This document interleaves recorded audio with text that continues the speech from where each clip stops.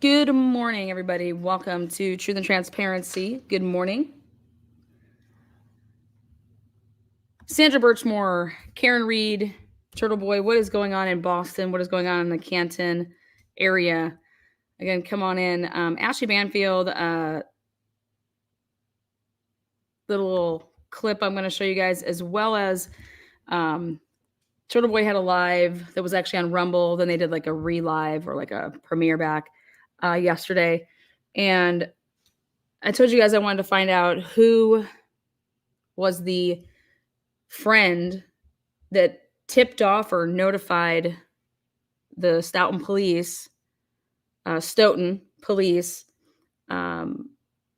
about Matthew Farwell and Sandra Birchmore having sex and relations. Well, we got some information on that. Kind of want to bring that up, talk about it. What is up, Johnny Lunch Bucket? Woo! So come on in. Wild.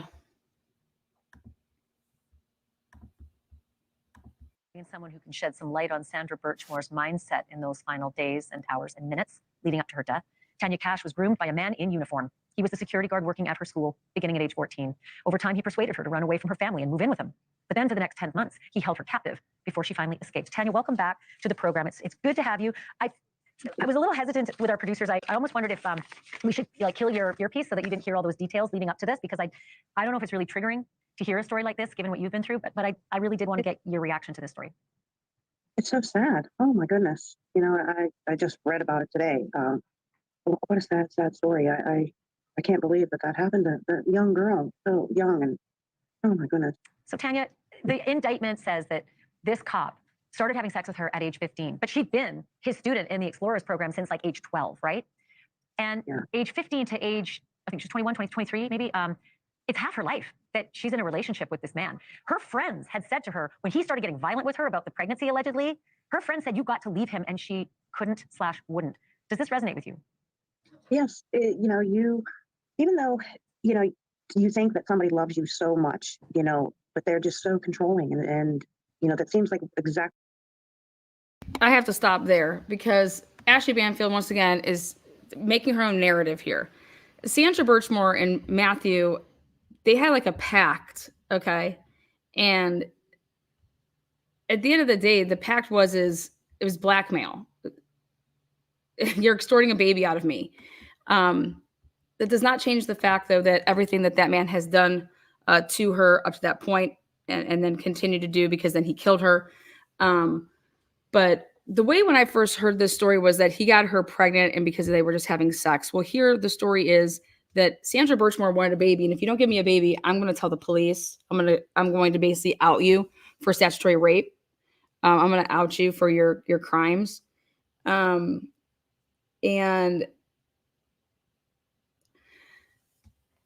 what ends up happening is, I get the right date here, in January.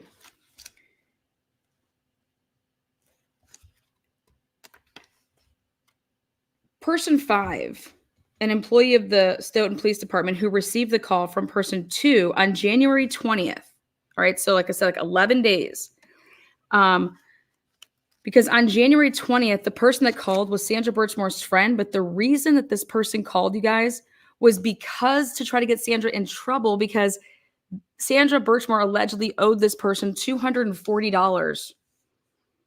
$240.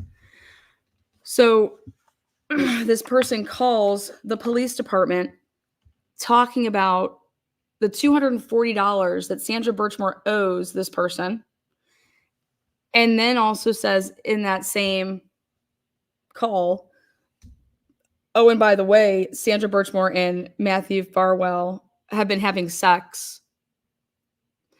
So when somebody would have called and you're talking to me about this person owing you money, and then you're like, oh, and by the way, this person's having sex. It's almost like it becomes, is this like even believable? Is somebody fucking around? Okay.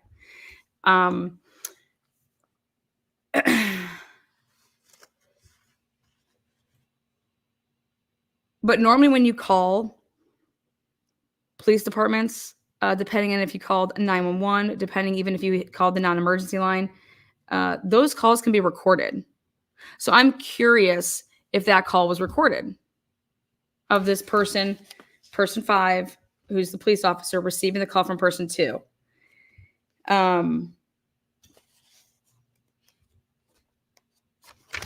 So here's person 2.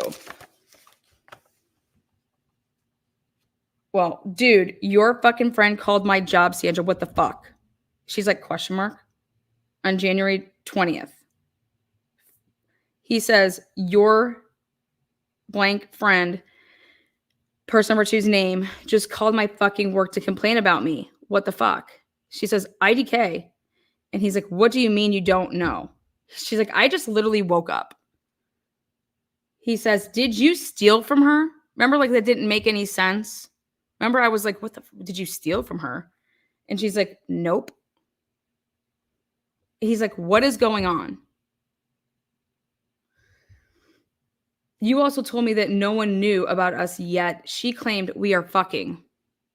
So the reason that he's asking, did you steal from her, is because how convoluted like the story got to him, which was, hey, this person called and said Sandra Birchmore owes her $240 and that you and her are having sex. And it was just, it didn't make any sense. It was all over the place. And this is why I'm telling you about it. That kind of can make it maybe more sense as to why the police went, whoever this police person was, went to Matthew Farwell, because it was like, I don't know. I got the weirdest call this morning. Somebody wanted to call and basically report what, theft of $240. And then in the middle of reporting this theft of $240, they also claimed that you were having sex with this girl and that you guys had been having sex for years. So, and then Birchmore says, it's literally nothing. It's not nothing. She called my job. That's insane. Why would she call and drop my fucking name, Sandra? Like, what do I have to do with you not giving her something?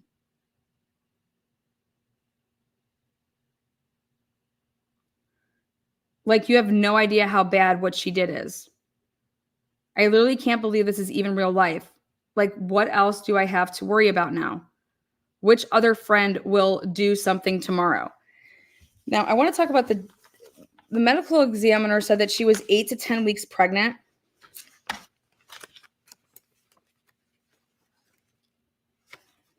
And so let's just throw this number out. February 1st. And then if you backtrack, I have November 15th through December 1st as being the conception.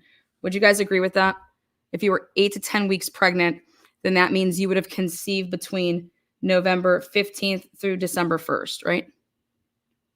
So we know person 2 is a female. Yes, person 2 is a female.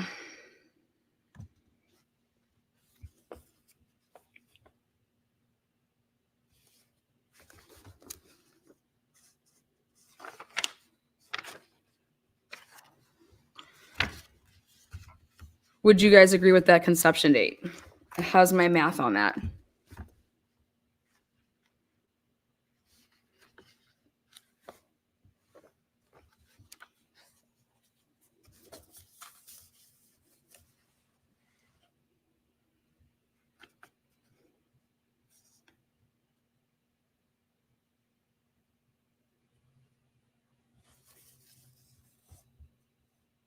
Anybody?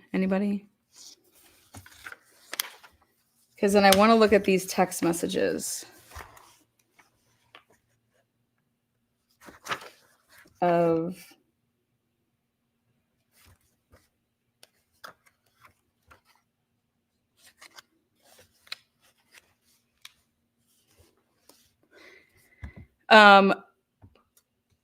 when she was, so February 1st is when she was killed.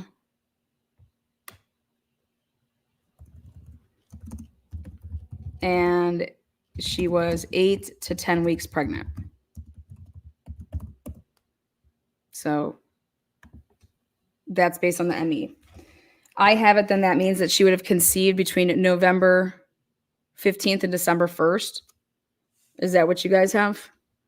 Because I think there's something interesting.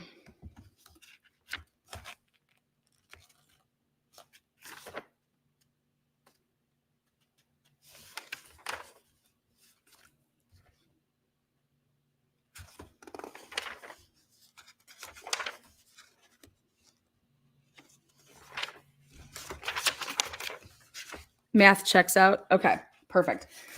All right. So when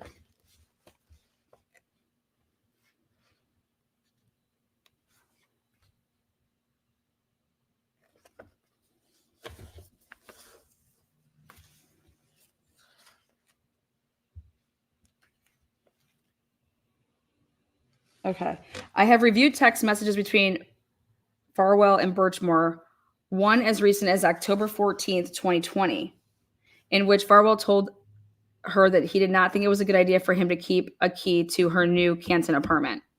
And a conversation with her friend, person 9, on January 24th, indicated that, wow, he's surprised that he wanted this key. Now, the reason I want to talk about this is because on Turtleboy's show that he did with the two guys, Kirk and Dave, they were going and giving their opinions on, do you think Matthew Farwell went over there with the intentions to kill Sandra Birchmore, or did it just happen? Okay. Because remember I said, like, he would have known there's cameras there, right? And why would you text somebody at 9:08 and say, hey, earlier in the day you said I'm not going to be out that week. Earlier in the day you said I'm not going to be out that way. And then at 9:08 you say, hey, can I stop by for a minute? So you text her, then you walk into an apartment that you know that there's a camera in, right?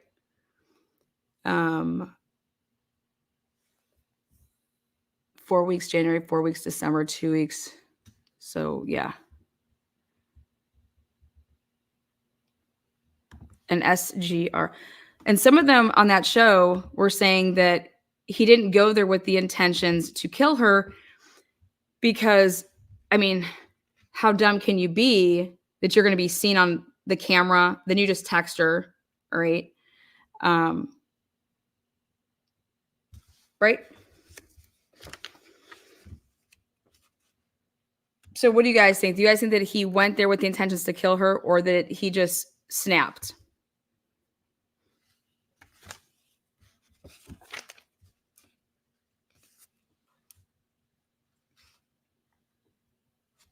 On February 1st, 12:19, Birchmore sent Farwell a text message indicating that she was going to be released early from her job. Later the afternoon, Birchmore told Farwell that she had received an early gift in the mail and that she was not planning to have a baby shower until blah, blah, blah. He said he couldn't come by. Then later that evening at approximately 9:08, he sent Birchmore a text message asking whether he could come by for a second.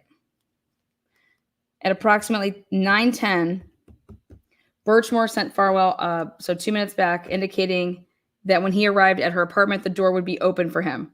That is the last known outgoing message. So at 9:14 is when you see him entering.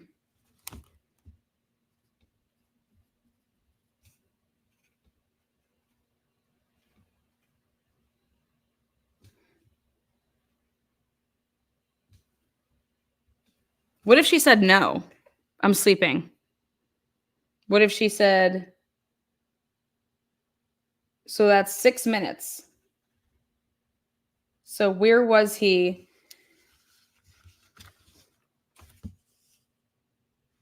What if she would have said, no, I'm sleeping, or she didn't, or she was sleeping and she didn't even get the message?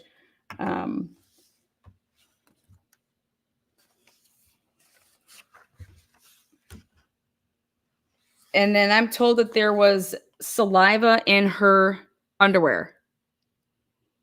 DNA was this, it was saliva in her underwear. So trigger warning, I'm just gonna go ahead and say this. I don't know, did they test it? Have they tested it now since he's been arrested? Does it match? And if so, 9:14 walking in, and he walks out at 9:43. So for easy math purposes, 30 minutes, okay? Her phone, though, the last movement of her phone.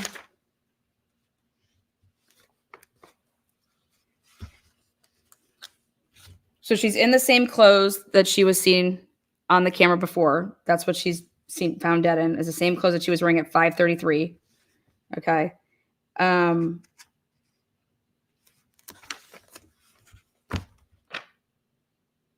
And her phone locks at 9:13, and he walks in at 9:14.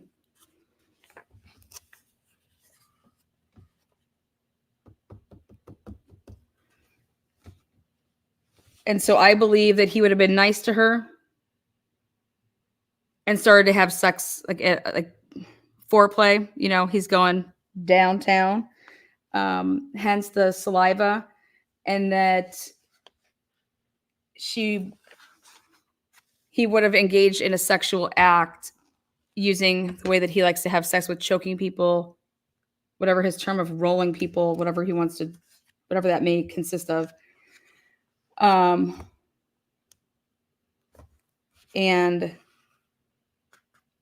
was it normal for him to write, "Can I pop by for a little bit?" Or, "Hey, can I stop by for a minute?" And that was like a code word for like that she knew that he was coming over for a booty call. Okay. Which then put her in a situation to be choked out. I hate to say that. I have no other way, just getting it out there. But he's choking her out while they're having sex. And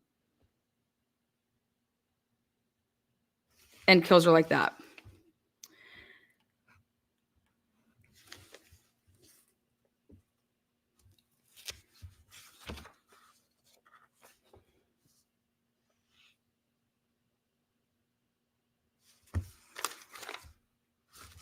They were also talking about on the live,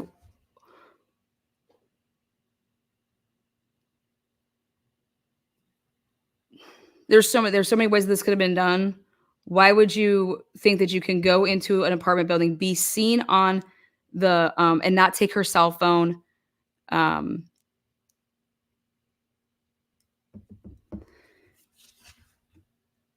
Why would you kill her like this? And think that you can just be seen on a camera, last person to talk to her, they're going to find out she's pregnant, and you don't think that this is all going to come on you. And let me tell you why I believe that that would happen. The only way that happens is if you know that you're protected. You have no issues of doing it this way, okay? Because you're going to stage the suicide, and you're going to have people that back you up. So I disagree with people saying that Lank and Fanning and all them, that they didn't help this man get away with it. He didn't disguise himself. He had a mask on, the COVID mask on. But I mean, no. Plus he texts right before, says, "Can I pop over? Can I pop over?" I mean, you're putting yourself there. Okay. Then her phone has all of this shit in it, right? And the length that he was only there for, okay, think about this: staging the crime scene, moving a dead body, and doing all that stuff. I mean, I get that she's small and he's big. It's going to take a little bit of time. He was only in there for 30 minutes.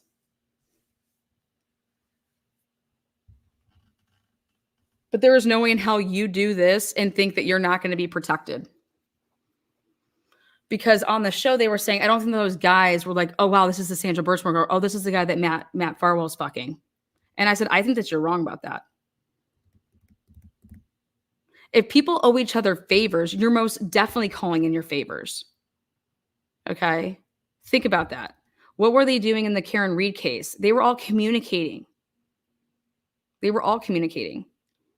And so we think Matt is just going to go text her, be seen on a camera, and then leave. She's pregnant. It's going to come out, and, you know, the only way that you don't get caught is if those guys are so quick to do what? No investigation and rule this a suicide without, you know, looking at even, wow, she's in the same clothes that she was in on that video. So that means she's dead on that day, unless you think that this girl who hasn't shown up to work is walking around. I mean, she's never seen again. You see the phone records. The phone never makes another outgoing call, incoming call, doesn't take any steps. The health data stops. But I believe Matthew Farwell would have said to himself that he would have known or had some pretty good idea that he was going to be protected. Because Turtleboy believes that John Fanning is going to have a job in a year from now. I say no.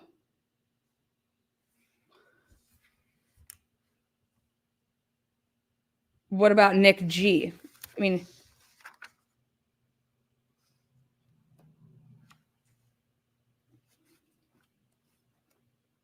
these are accessories after the fact, right?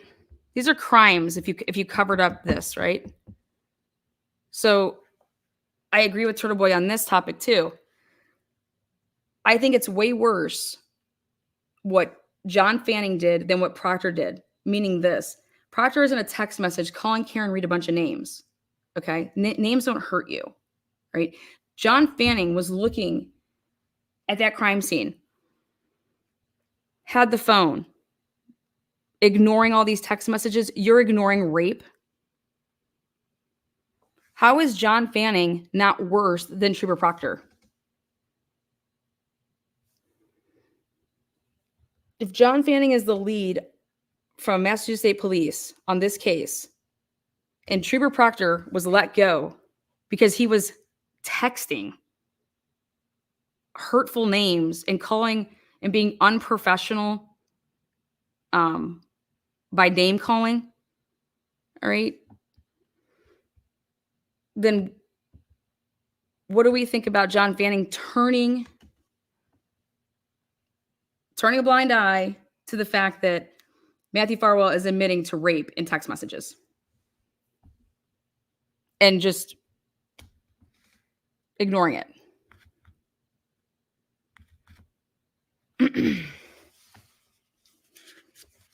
So, in my opinion, if Massachusetts State Police is going to be consistent, okay, if they're going to be consistent with how they're cleaning up, then how does this not get taken care of the same way that Trooper Proctor?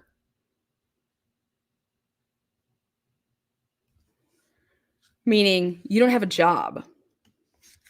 Because this alone should tell you why he shouldn't have a job.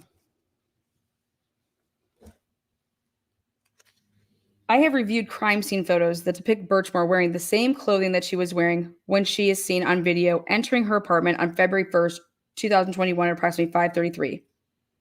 This is consistent with Birchmore having died later that same evening. Her phone being so close, she never once texts anybody and says anything to anybody. She doesn't call anybody after he leaves, like, oh, that fucking asshole, or oh my God, it was so great. He came over and we had sex. You know, like there's no, and seeing how vocal she is with people to talk about it.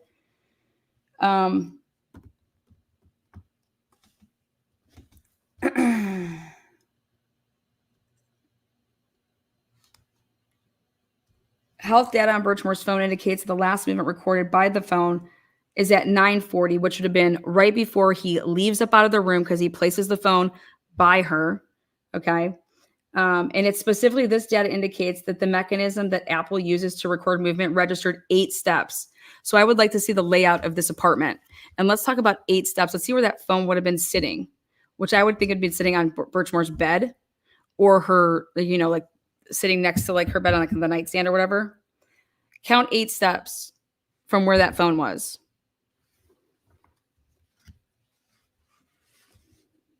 And remember, he didn't even go in it. Think about this. He had the phone, okay? He didn't even attempt to go in it to delete anything. Nothing. All he did was go grab that phone, and the moment that he had that phone and started taking steps, he then is placing it. What is that, broken bigger baby? Give him a little shake.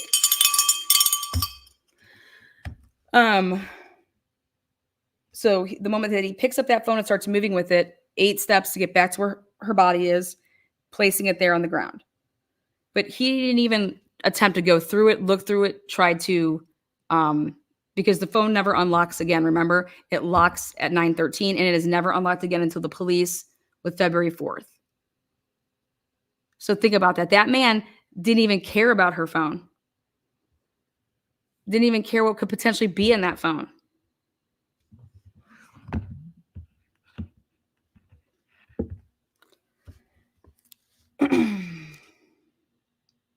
He's a detective, you guys.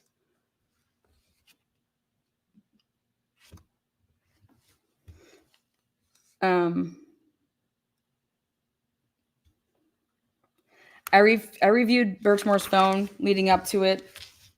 Talked about the Google searches. Right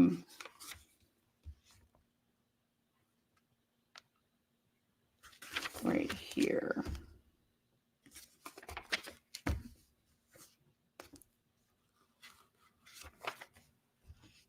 So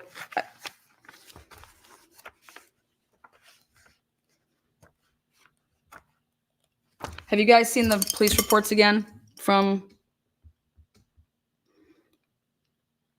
that place? I guess was a mess, right? Like papers were everywhere. John Fanning took papers from the crime scene. I mean, what did they really take from it? What I want to see the pictures. What pictures did they take from the crime scene? But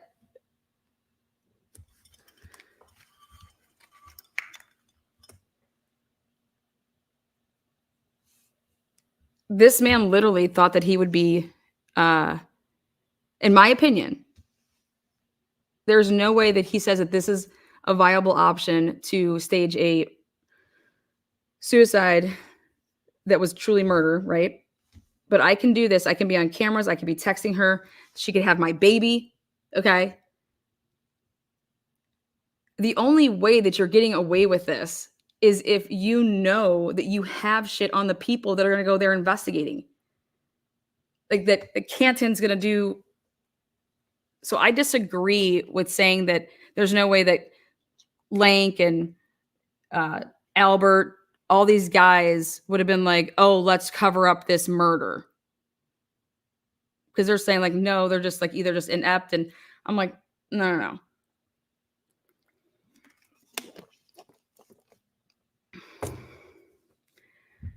If Sandra Birchmore was being passed around like people are alleging, right? Then don't you think people would know who Sandra Birchmore is? If the Boston Police Department, or not Boston, but if those local police departments were passing her around having sex with her, you're not going to know. They're not going to know who Sandra Birchmore is. Oh my God, this is Sandra Birchmore. Or when even like the guys hear about it that are the ones that were having sex with her. Holy shit. I mean, you have no idea what's in that phone. And if you were involved in, she's got her phone number or your phone number in her phone.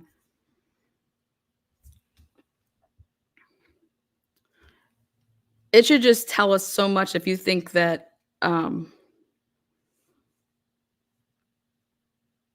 police officer felt that he could just go in, do all this, be seen on CCTV, texting, the girl has her baby, and she's just going to commit suicide right after you leave.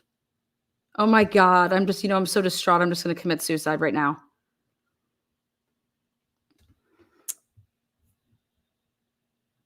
He knew that there would be no investigation, you guys. He knew that. And that's exactly what happened. There was no investigation. It got buried. And so my question here is I just don't want to talk about Matthew. Okay? I don't want to if this ends with Matthew, that's not justice for Sandra Birchmore. That's not the truth for her case. And the only reason I'm not happy that the feds have this is because we're not going to know anything. I mean, we might know about a little bit,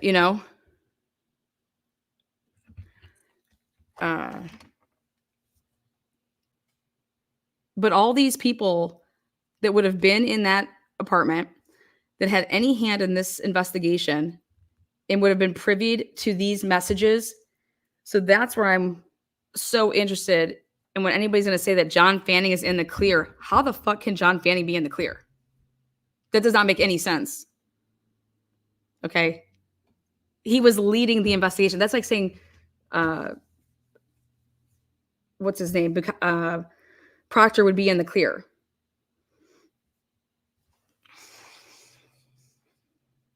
Don't you think that the FBI would have gotten all these guys' text messages like they did in Karen Reed's case, that the FBI would have gotten all their guys' text messages between each other?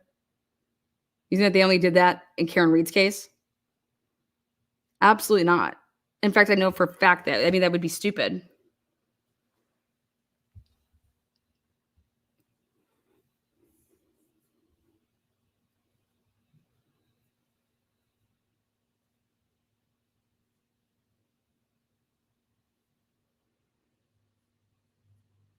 But it's going to be a little bit harder with phone records with that. And yeah, I'm talking to a colleague, or I'm doing this, or I'm doing that. If my phones show that I'm a police officer and I'm talking to other police officers, you're going to need more. You're going to need someone to start talking.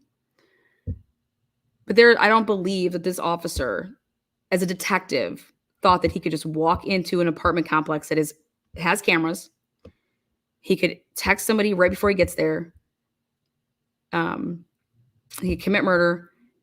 The person's pregnant with their kid, and that there's not a chance that this could be looked at as a homicide.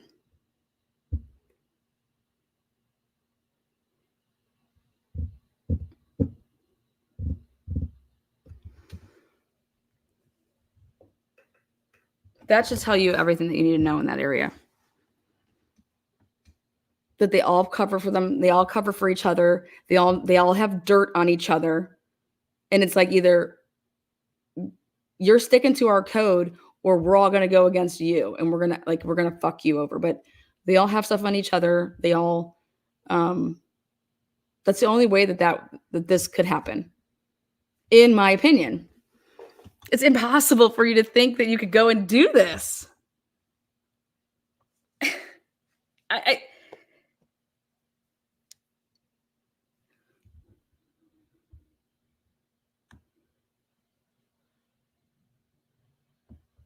Yeah, so I believe that Sandra, I think it was between November 15th and December 1st.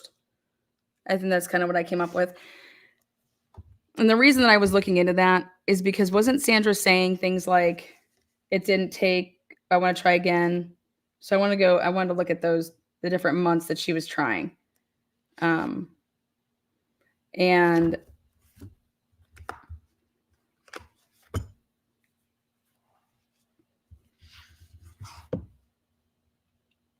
so I believe that, yes, Sandra Birchmore was holding over, like, I'm going to go and tell on you unless you give me a baby. Okay.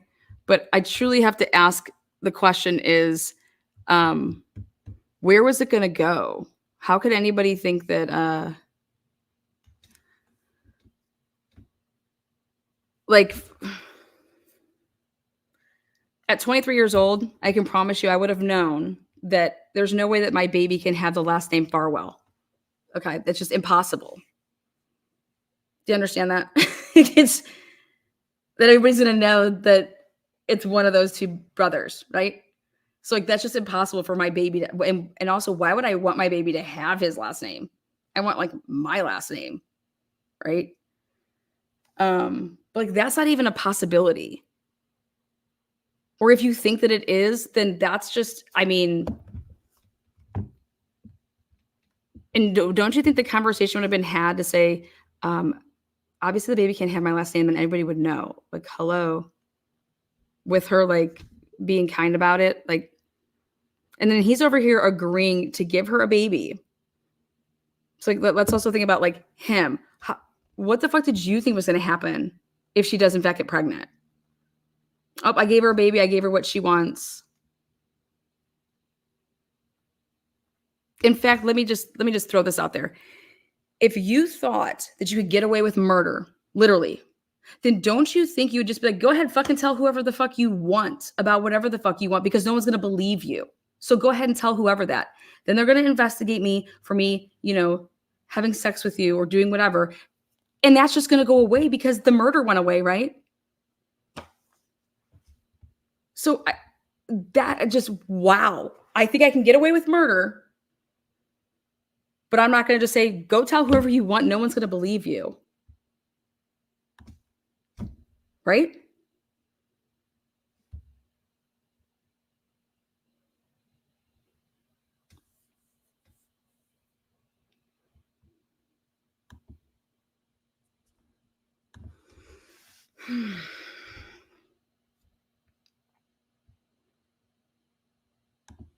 Good morning, everybody. Good morning. Just think about that concept for a second, though. And that's just when you know you're dealing with fucking idiot cops. They're dumb, you guys. Those cops, just because you've been with the force for 30 years, it doesn't. You were dumb when we hired you, and you've been doing worse practice for the past 30 years. But we have to make you a detective because you've been with us for 30 years. Yet this 26-year-old or 24-year-old who actually has a brain can run circles around you. So maybe that's why the younger ones are actually being labeled detectives and stuff like that, because we only have you still on the force because our union, we can't get rid of you. But I'm saying here, why would I need to go kill you when I would just not give you a baby, laugh at you? Okay, yeah, go ahead, tell whoever. No one's going to believe you because you'll make it so that nobody believes them. So why wouldn't you just do it that way?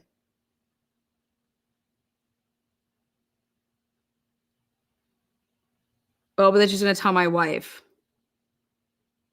Okay, same thing. She was obsessed with me in that Explorers program. But she has all these text messages. Well, see, that's why I don't understand why he never took her phone from her ever once. If he's so controlling and broke it, and like you're not getting those back, and I'm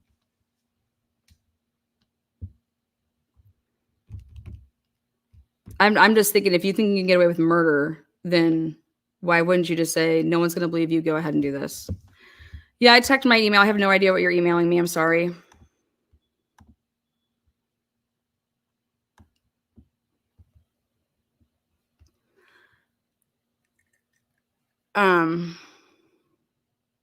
Tell his wife and a possible miscarriage. I'm just to think that this went from, January, basically. So he's like, if anybody had a choice in this, you didn't give me a choice. You blackmailed me into this. So then I give you a baby here. And then you keep changing the rules up, right? And so she's making his life a living hell. And he's like, okay, this is my option. Kill her? How do you think that you're going to get away with murder? And the reason I'm putting it, and it may sound like I'm being harsh about it, like saying like, no, this guy's a piece of fucking shit. But this guy's a piece of shit who knew that he would be protected. And that's, I think, where, how many Sandra Birchmores I think are out there? They may not be dead. Okay. But, and I hate when people refer to like Sandra Birchmore and say like, oh, she's damaged. I mean, I don't know. She seems like she had it pretty together. I mean, she really wanted to have a baby. She had an apartment. She was buying things for the baby. She was, I can't even say that about 40-year-olds that go to bars and have a one-night stand and get knocked up and go have abortions. Looks like Sandra Birchmore has more together than they do. Everybody in life goes through, I shouldn't say everybody. Most people go through life and have hardships or trauma at some point. But I don't think saying that the Sandra Birchmore is like damaged. I don't like that word. I think that that's bad. So, but I mean, this man, they're just playing with fire here. I just think, what did you think was going to happen? Sandra Birchmore, like you have an affair with her, but then you think, okay, now she's going to be walking around with your baby. Because if you think about it, that's actual proof. If you ever got DNA tested, that's the actual proof to the whole fucking shit, you dumbass. The baby. The baby is proof of everything that she would say. So to me, this is how you know that you're dealing with a complete fucking idiots. This guy is a fucking, he's a schmuck. He's stupid. No brains. And yet he's a detective. No, that's his common sense. Let's go kill the woman who's carrying my baby. And if they test, hello, yeah, it's me. And don't you think if they tested the saliva and then they actually tested the fetus, wouldn't there be some resemblance there? It would hit on some markers. But at the end of the day, I just think like, whoa. I think people in law enforcement lack logic. I think they lack critical thinking skills. And this sense of entitlement, this sense of like that they think they know what they're doing. Everyone's like, oh, don't you think law enforcement knows more than what we know? What? If you walk into a room that's a crime scene, it's like being an athlete. You're born with God-given gifts. LeBron James was born being an athlete. Okay. He has sick ability. LeBron James didn't have to go into a gym and practice for 10 hours to be who LeBron James is. Now, when you mix what God gave him with practicing all the time, you're just going to get better. But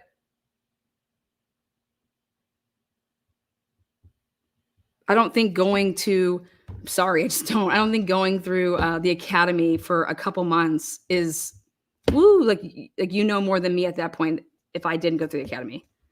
When you're going to go into a crime scene, like there's a lot of things that are common sense. And if I have to teach you how to think, I don't want you anywhere fucking near me.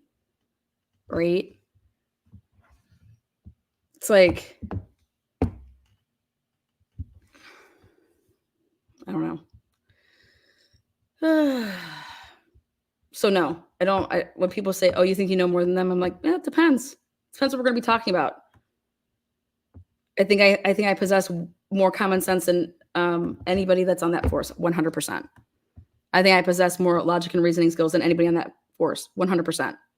Critical thinking skills. When I go up against any of these people, what's the difference if I went through college and did criminal justice and business, and they for 4 years, and they did. So all I have to do is go through the academy for 2 months, and then I'm 4 years ahead of them already, right? Just think about that. Like, no, there's instincts. People either have it or they don't. Whatever the field may be, numbers may come to you, and then you're the best accountant because blah blah blah. But just because you have a fucking badge, no, I don't think you're smarter than me in any of the shit that you even do. You're protecting and serving. It's customer service. Customer service is policing.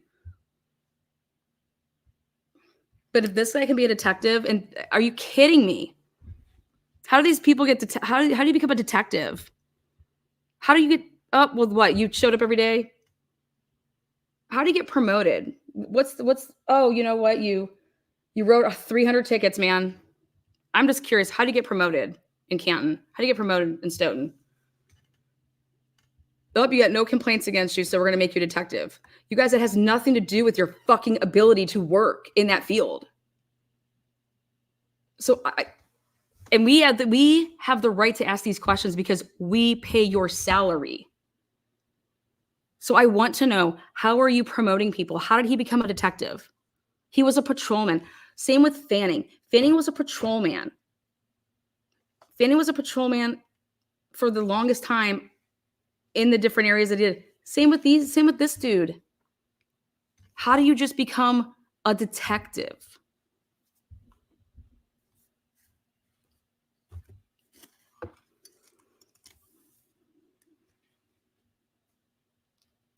Oh, you've been here for 10 years, so we have to move you up.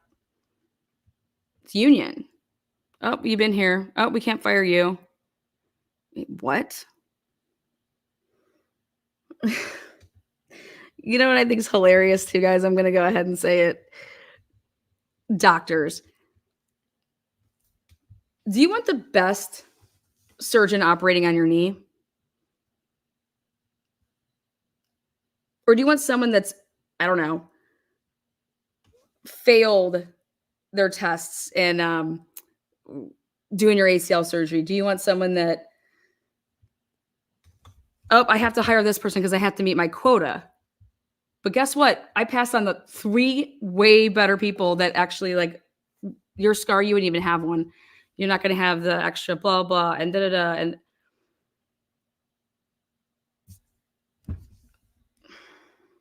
can you imagine if professional sports had to meet quotas?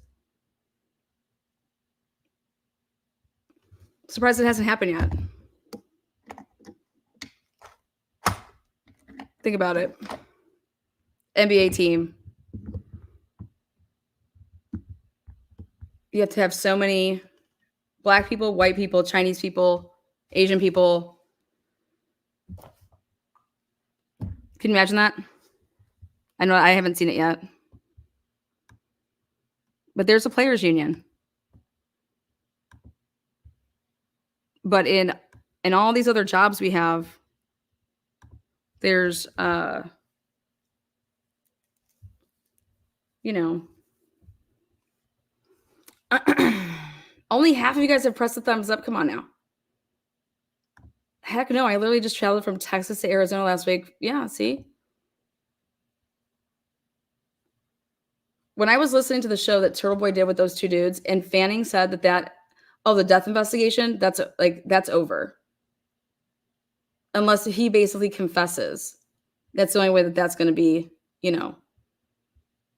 like, to hear that John Fanning openly said that in an interview with those 2 dudes.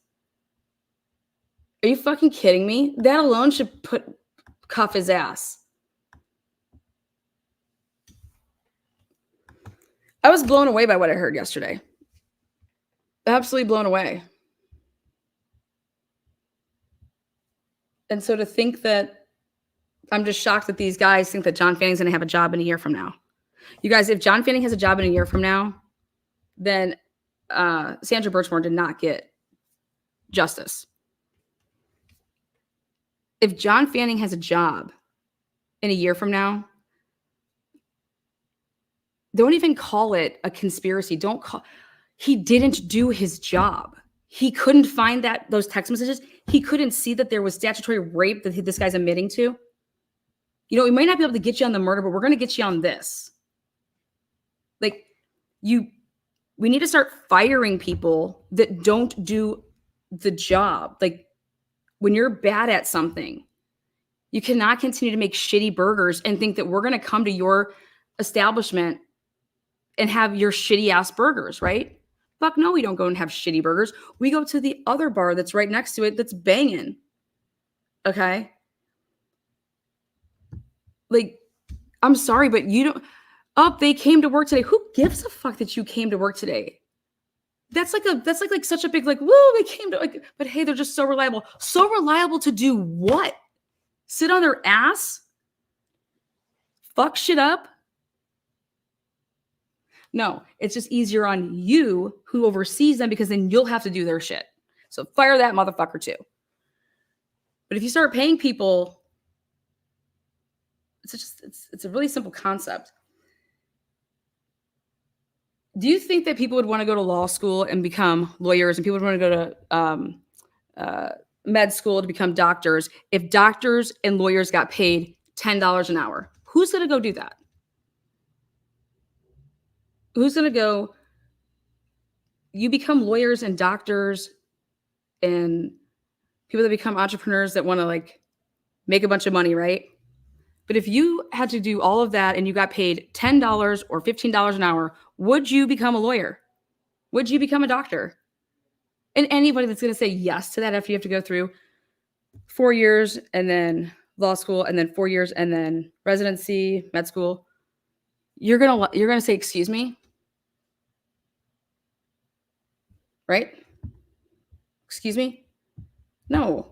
No one's going to go do that and then make $10 or $15 an hour. So think about if you up the pay, and actually hired intelligent motherfuckers and pay them.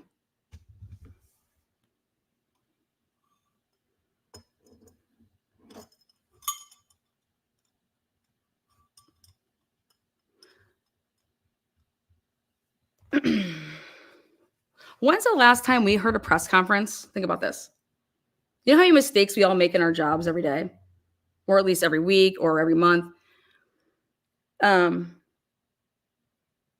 we have to own up to that mistake. We fix it, or we catch, boom. When's the last time we heard a press conference ever where a cop has gotten on the microphone and has said, we made a mistake. We did this, and then this is how this happened. Boom, boom, boom. And just admitted to this mistake that you made, right? And that we wanted them, once we went back and corrected it, we saw that we had this, when's the last time we've ever heard a press conference where a district attorney, more like a police officer, a chief of police, has admitted to making mistakes in an investigation? I'll give you my answer. Never. So we're going to sit here and think that human beings in the field of policing don't ever make mistakes? Because I've never seen a press conference where any cop has ever come out and said, I'm addressing da-da-da. When I wrote this report, I transcribed it from my notes, or I didn't take notes and I messed something up and it led, never have I heard it. No, because why would we admit that? We're just going to do what? Cover up the mistake. Cover up the mistake. Think about that. No press conference because they all know about the corruption. That's just, so when it's just wild. I could tell you the last time that I've heard, in classrooms where a teacher would grade a paper and I'm like, wait a second, you marked this wrong and it's right. Oh gosh, okay, that's my mistake. Changes it out. Here you go. In front of a class. Hey guys, I had the answer key, and these were wrong. So it ended up marking your guys' answers wrong. So I had to go back and correct it. That was my mistake. So I'm doing that. And so this teacher's announcing to the world, meaning their class, that they made this mistake. It's not something that's like hush, hush. It's not something that says, nope. The teacher looks at it. Oh, wow. Yeah, that's a mistake. Corrects it, goes and checks the other ones. They double check their work.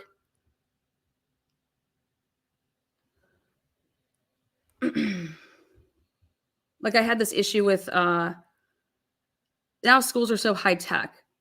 When you bring your kid into school, I don't know where you guys take your kids to school, but you go in and if you got to take them out early or you got to bring them in late, they had like a doctor's appointment in the morning. When the kid comes in, they have to go to the computer and they have to hit, type their name in, and then the reason that they were late or leaving, whatever it is. And then boom, it prints out. Right? Well, I get this report that had these days that were marked absent. And I'm like, wait a second. There's no way that's right. Okay.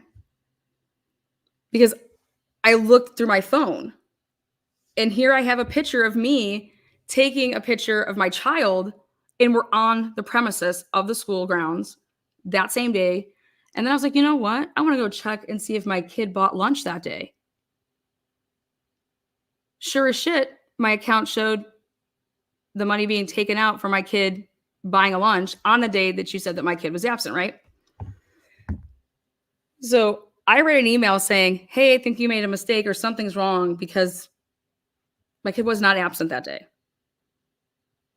Oh, nope, the computer has it. I said, you could take your fucking computer and shove it up your ass because my phone fucking has it.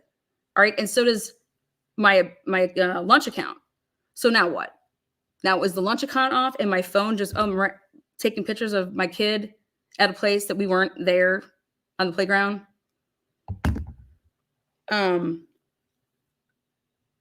Fucking dead silent. No email back. You take that. Computers make shit can happen. There's glitches. But I had backup proof. And I said, so then if my kid didn't eat lunch because he wasn't at school, then who's taking my account money? So we got a problem here. They're like, we don't fuck with Lana, man. She just comes in and I'm like, I'm always bringing in tissues, donating to the school. You're going to go sit over here and tell me I'm wrong about here's the proof. Now, something's wrong with your system over here.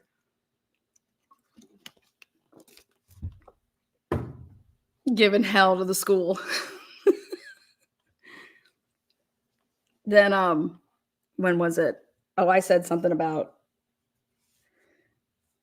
someone said, your kid can't bring a phone to school.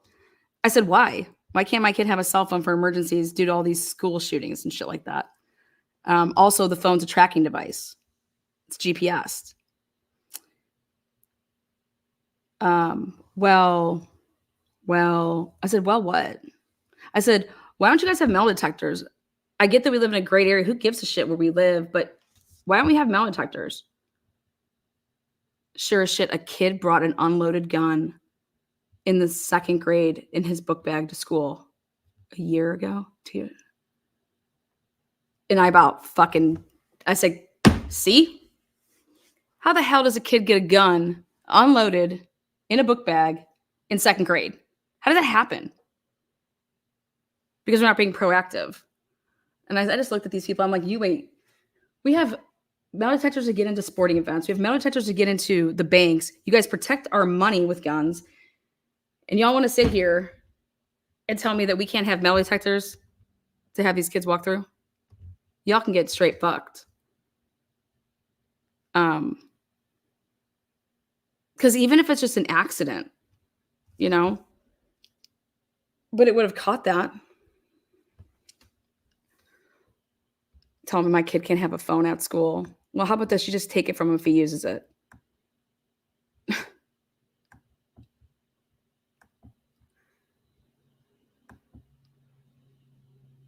I'm over here like, hey, is your school doing lockdown drills? What kind of lockdown drills you got? Tell me what goes on when, because we never had that in our day. We had to do tornado drills where we got on our desk or, whatever. Fire drills, we had to go out the damn building. I'm like, what are these lockdown drills like?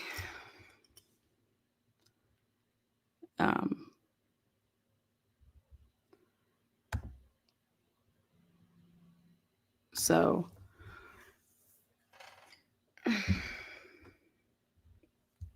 but yeah. Moral of the story is guess what? People make mistakes. Computers make mistakes. Everybody makes mistakes. But to sit here and see that we can never find a police department or an agency ever coming out and saying that they made a mistake should worry us, because everybody makes mistakes. If you're not making a mistake, then you're not human. Okay? Remember what they taught you in school? Like, it's okay to make mistakes. Make mistakes, that's how you learn. You don't cover up your mistakes. You don't fucking get other people to cover up your mistakes. You fucking own your mistakes. And if people don't own their mistakes, you get rid of those type of people. That is how you fucking handle and clean up a place. Right? I'm all for people doing favors for people. Like, hey, I get it. That's your friend. You're not going to give them a ticket for speeding. Awesome. I don't give a shit about that stuff. Or you let them, whatever it may be, to skate on something. That type of favors. You want to give prime ribs out for CDLs? What a bunch of crazy motherfuckers.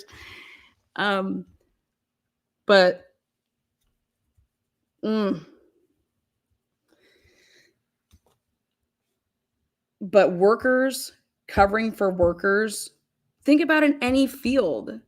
You would be canned, motherfucker. If I see you stealing out of the store that I work in, we both work at Kohl's. We both work at Kohl's. Well, here, no, I'll tell you a real story. I used to work at Golf Galaxy back when I was in college and before college. And we'd have people obviously working cash register, working in the golf club section, the shoe section, apparel, whatever, back to give lessons, you name it. And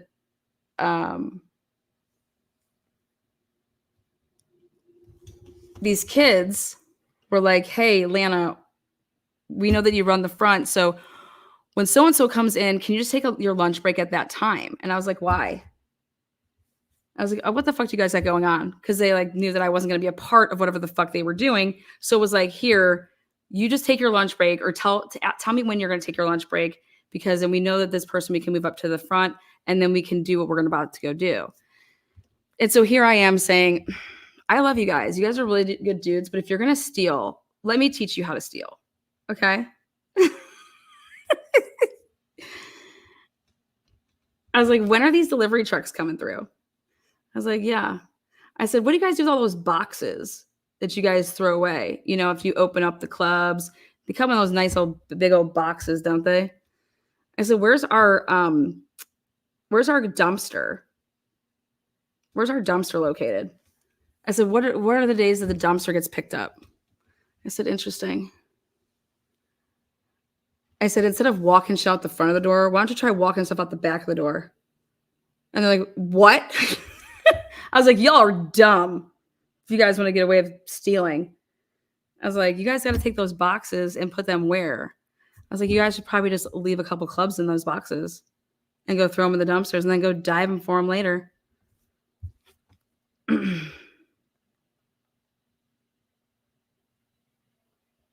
Next thing we know, we're having a team meeting. We're low on inventory. I'm like, oh my God, they're doing what I decided to do. I was like, Jesus Christ. I was like, oh shit. Oh shit.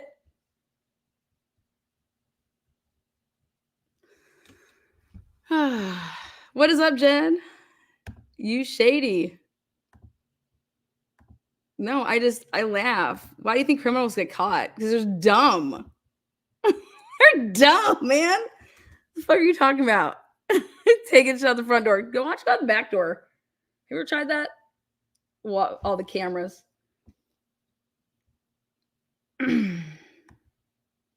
Don't worry. I redeemed myself. And I was like, you know what? In that team meeting, I was like, you know what? Maybe we should break down these boxes and slice them all, make sure they're flat, and make sure they're getting thrown away properly.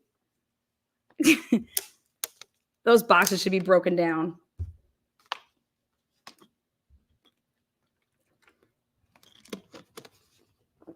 So I ruined it for them if they were doing what I suggested.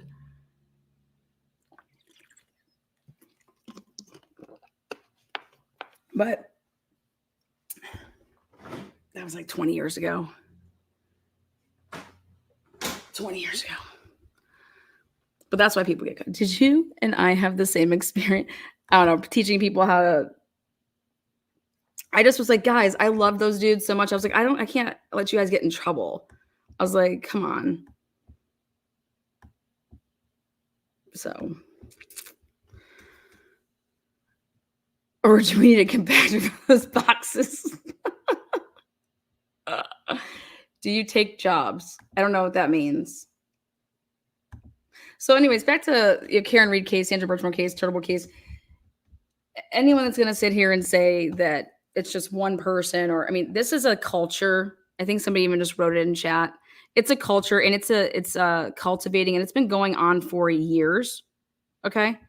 Because no police officer can truly think they can walk into a building that has cameras like that, have a timeline like that, have a baby on the way with the person, and all the phones with the day. This is not 1990 anymore. And the only way that you go in there and think that you can get away with that is because you know that you're going to be protected, which means we have to take out the people that would protect that behavior, that would look the other way. That is just the same. You're an accomplice after the fact. You're obstructing justice.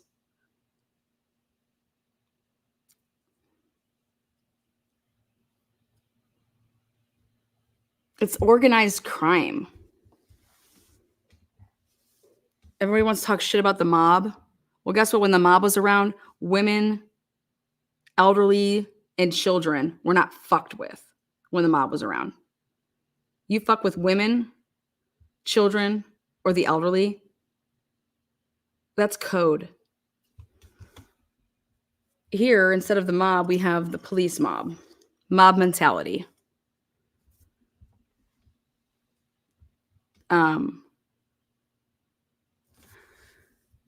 Yes, I would love Sean on the show. We've been talking about pulling this off to be able to do it. But guys, this is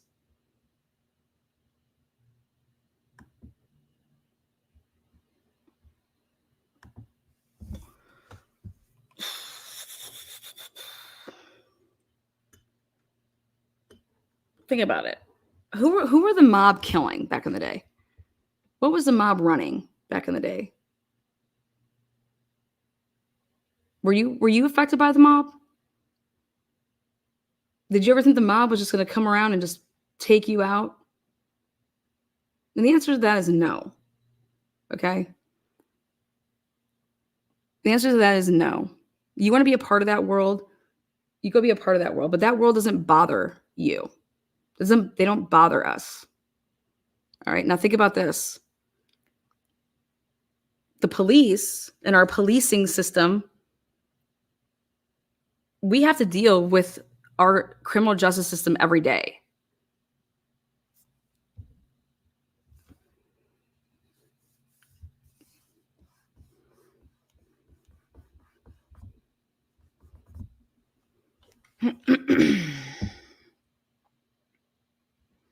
A lot of it was bookies, drugs.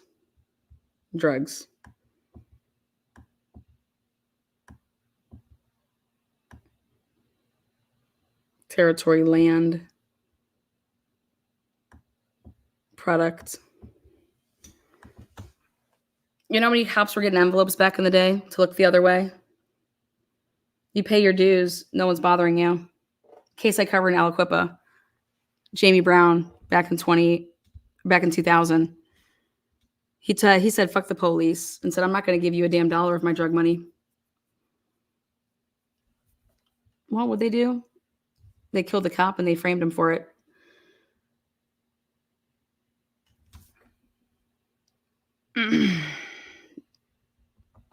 Where is he at right now? In prison. You know how much exculpatory evidence I found for that case? For him, shit ton. The timeline of the murder, the badge, the swipe badge that was used to get into this little makeshift police. The time was wrong. But you know what? They knew that they could get away with it because they had the police that were doing the investigation. How did the police investigate the police? Okay. Off of the allegations in the Karen Reed case alone, okay, a different agency it has to come in where the other agencies are taking on that when you're going to be accusing a police officer of something. The police cannot be investigating the police. Okay. It's just that this, just like my best friend can't investigate me and I can't investigate my best friend. Okay. What's going to come from that? So you're going to sit here and tell me that an inverted video. Lally tried to show us an inverted video. He didn't try. He did show an inverted video to a jury. Okay. In a courtroom, in a murder trial. We have prosecutors showing inverted videos to a jury in a murder trial, and nothing's happening. And that's normal.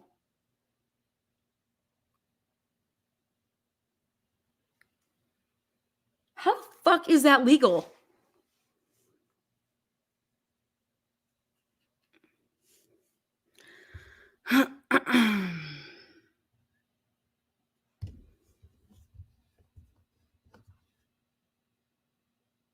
Don't you think that Lally should have to answer to the fact that, did you know that was an inverted video?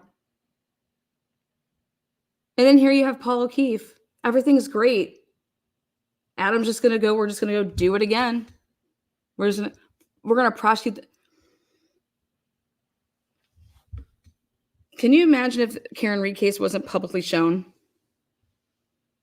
like in Delphi, Indiana, what they're gonna try to do over there, and not publicly show the Richard Allen murder trial?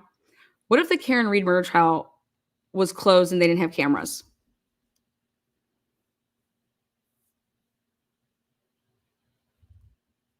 Be real would be great if more people talked about this. And I asked myself, why don't they? And I just don't know if how could you cover true crime?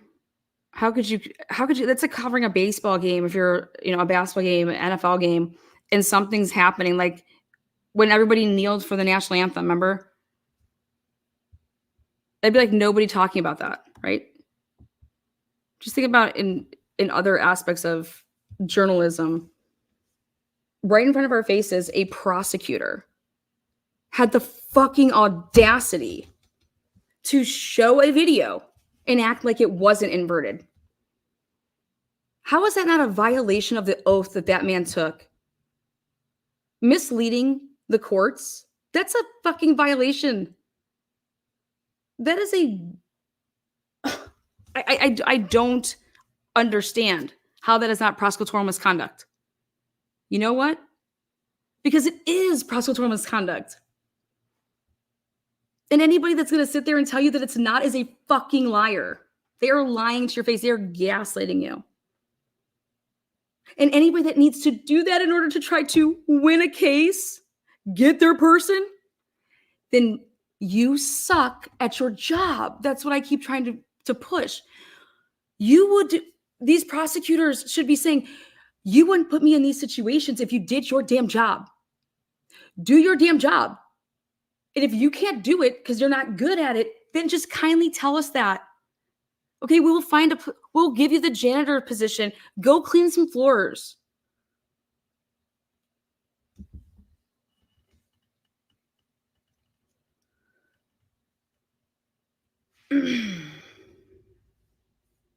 The ineptness is what's leading to the corruption. You have to get to the root of the problem. All right. And the root of the problem, it starts in the hiring process. But people that are not smart enough, or anyone who's smart, it's just not in their wheelhouse. Like, this isn't a job for you. Like, you're not good at solving problems. You're not a problem solver. If you're not a problem solver, okay, then you literally have no place in the word law enforcement, criminal justice system. No, none.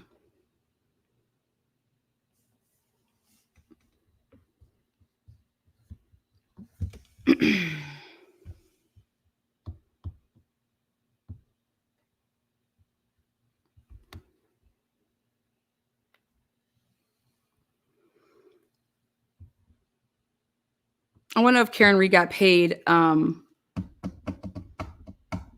the 2020 interview, exclusive interview. I think that she should. I think that Karen Reed should have asked for $1 million to interview her. Or just a flat fee of, you can pay my legal fees. Otherwise, I'm not interviewing with you. If Karen Reed is did this 2020 without getting paid, I think it's stupid.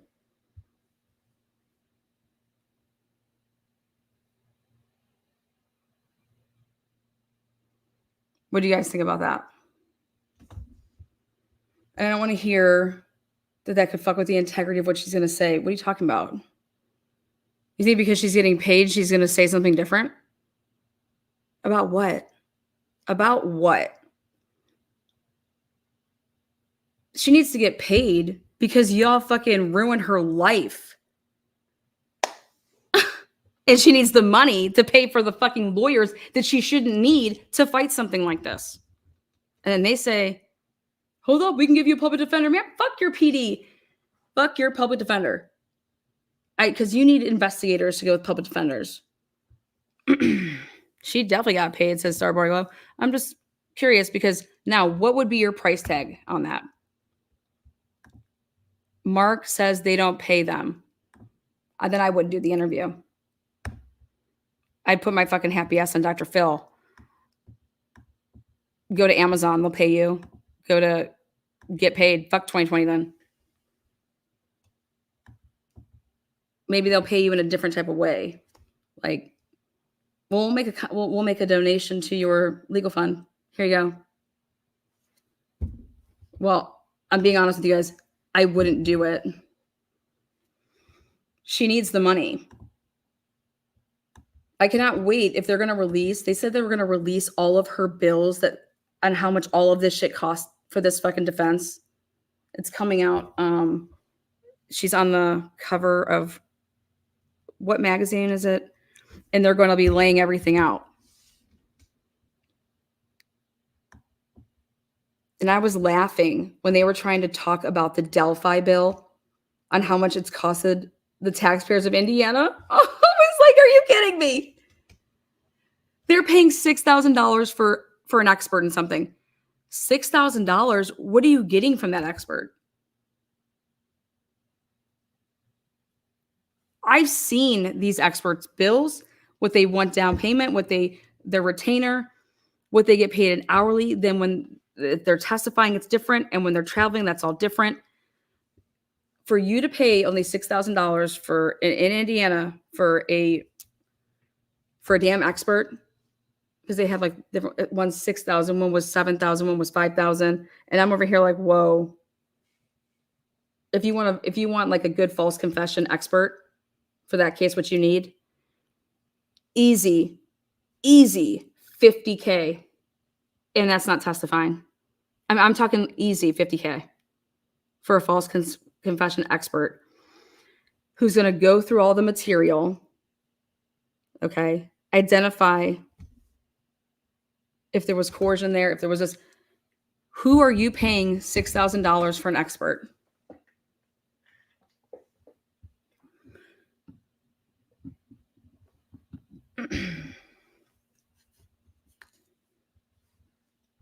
I'm behind, but wasn't Farwell's plan to stage it as a suicide, then say he went over there and broke up with her and she killed herself after he left?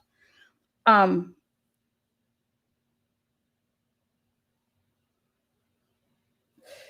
have no idea if that was his plan. All I'm saying is, let's even say that was his plan. Okay. The text messages alone, knowing that it was a planned baby, it was a bride baby. All right. It was, you're going to give me this or I'm going to tell. Those text messages alone flip the script. Like, I don't care if that would be his story.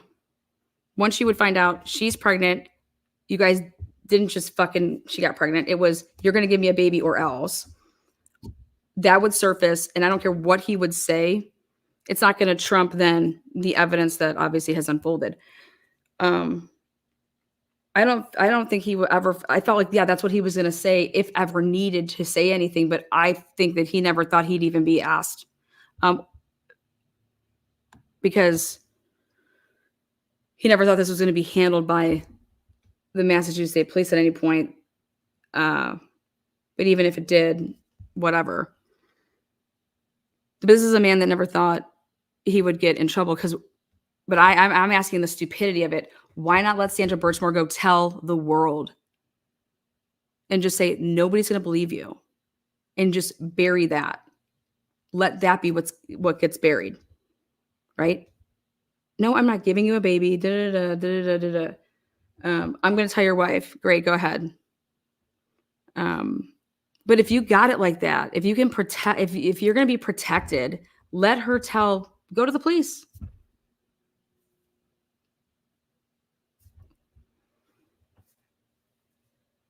Go tell my wife. You know what's crazy is his wife's a lawyer. So Matthew Fowler brought on this additional stress himself when he agreed to give her this baby. And then he's saying, you're switching up things. I personally think that I don't care what anybody says, that man liked her. That man liked her. it would have come out in the investigation, I believe, at this point, if he was doing this with other people. Okay. To the extent, like, I mean, he liked her. He was emotionally connected to her. He liked her. Yes, he's married or whatever, but like, you know, he wasn't going over and doing these things and like, I fucking hate this person. I think things went south come, what was it? I would say probably September of 2020. Yeah.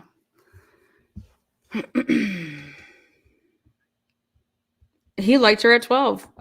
I think that he liked her. And like he was like a part of her life. Like think about this. Like this wasn't just like, it's not like Chris Watson, Nicole Kessinger. Okay. This is, oh my God, six weeks. You know, this is what? He knew her for 11 years.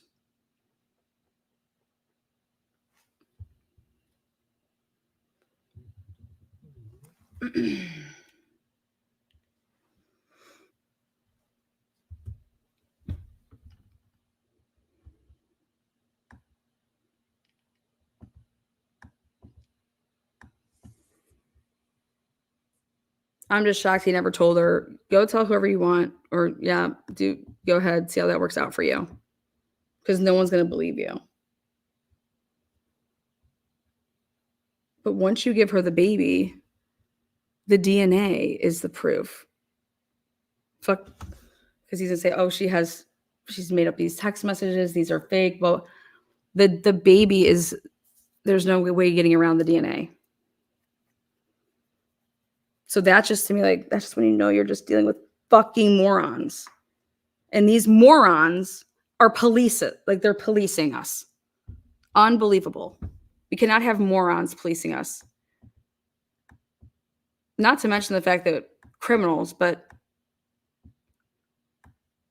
everybody thinks that police are smart. I'm just like, they're not fucking smart, man. They're just not.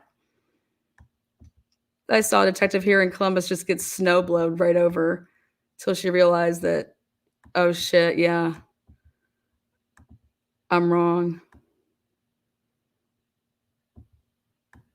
Be violating my rights, motherfucker.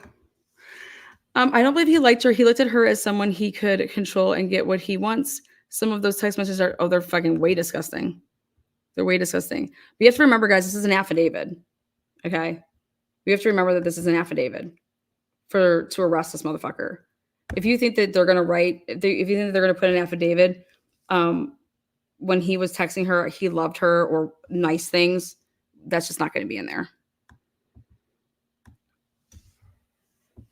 At the end of the day, that's an affidavit for the arrest. I think that it's disgusting. I think he's a predator, clearly. I think though he needed to probably get mental help when he was younger because something I think happened to him. He wants to fuck corpses. I mean, come on.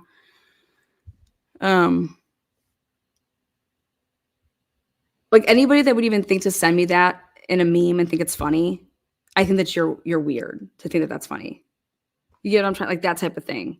Like a meme that he would send that we saw or read to be sent to somebody, like you'd just be like,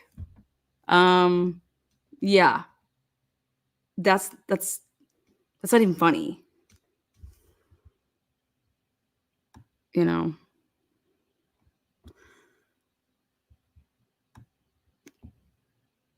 That's not how someone who loves you talks to you. It's abusive. Yep. But if that's how you think love is, because that's what you've witnessed your whole life, you know, nurture, nature, definitely some mental problems.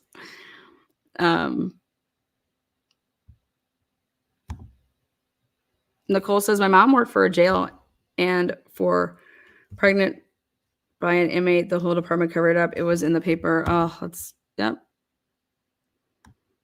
Like, I just think about this concept. Why in the world am I covering up for your mistake?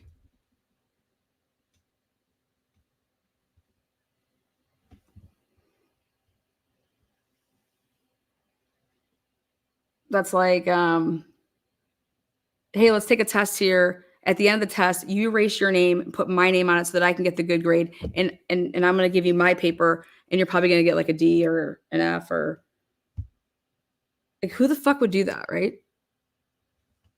The only person that would do that is if this person has something on you. And what that person's going to do is they're going to find something on you. They're going to have it, and then they're going to ask you for something. And then when you don't say yes, they say, all right, well, then I guess I'm going to go ahead and do da-da-da. And they out the blackmail part. If that's a brotherhood, I don't want to, like, think about that. It's kind of like frats and sororities.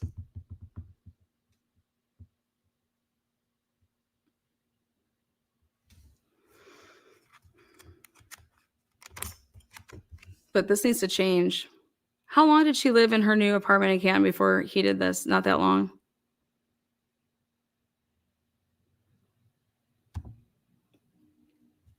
Is that his wife on the far right? No, that's Ashley Banfield's fucking guest that doesn't even know Sandra Birchmore or him. I just had to show that look at what Ashley Banfield wants to do. She wants to ask somebody about this case that's not even knows anybody, and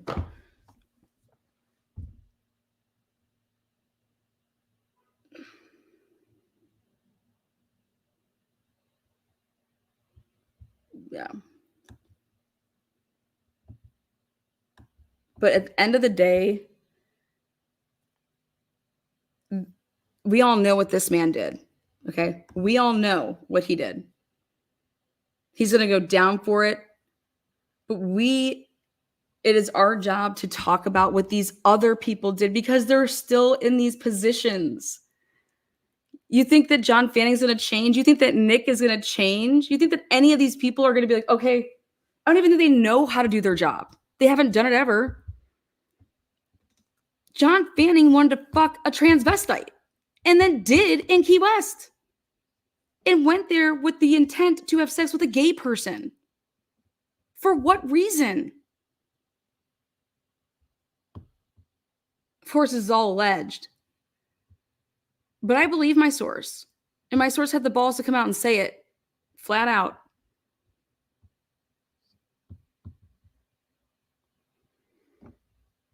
Who the fuck does that?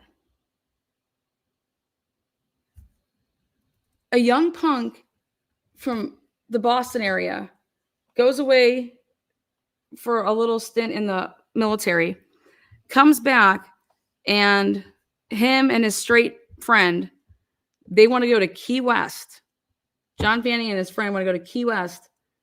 But before they even know that they're going to go to Key West, he starts talking about gay people, talking about people that dress up, you know, like drag queens. And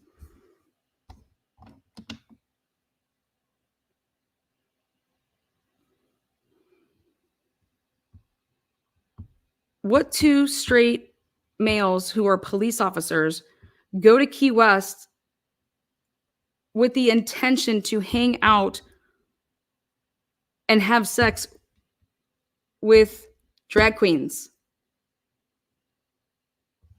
Who, what?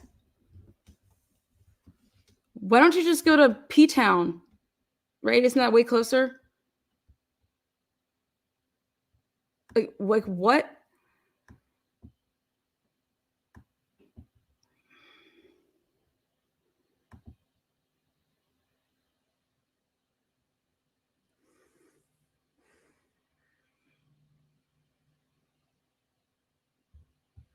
No straight men would do that, in my opinion, right?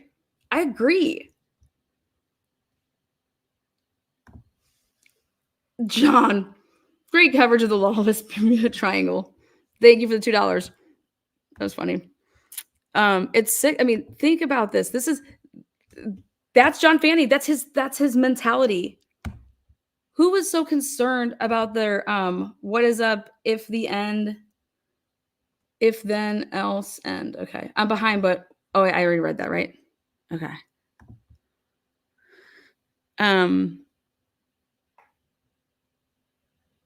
Nobody has reached out to me as far as Kevin Safe. You guys, he's going to be on. I'm doing a big expose with 911 calls and these other police reports, because I wanted to be. There's more stuff that I wanted, and that Kevin could get. So I wanted him to get this stuff so that it's for a purpose. It's really important. You want to have receipts when you're going to come full blast up someone's ass. So I wanted some extra receipts. And so I'm making sure that we got those.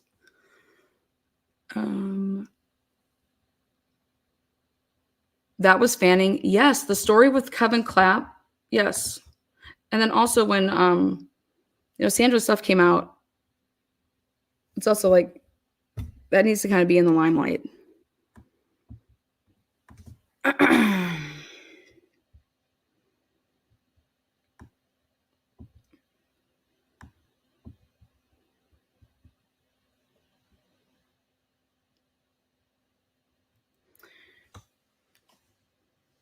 This is just years of behavior, like pattern. And I think that we're staring at proof. And you just fire them because they're inept. Okay, how about this? Listen, you don't want to go down the conspiracy route that, he talked to these people beforehand. He knew he was going to be protected, blah, blah. I'm not saying he went and called these guys up and said, hey, I'm about to go kill Sandra Birchmore. And when this all comes out, I'm going to make it look like a suicide and you're going to keep it there. That's not how I think that went down. Okay. Let me tell you how people blackmail people. You go in there, you see the scene. If you truly know your job, then you figure out the circumstances. Then you would go to that person and you would say, listen, we all know that you fucking killed her. We're going to keep our mouths shut, and this is what you're going to do for us. That type of shit.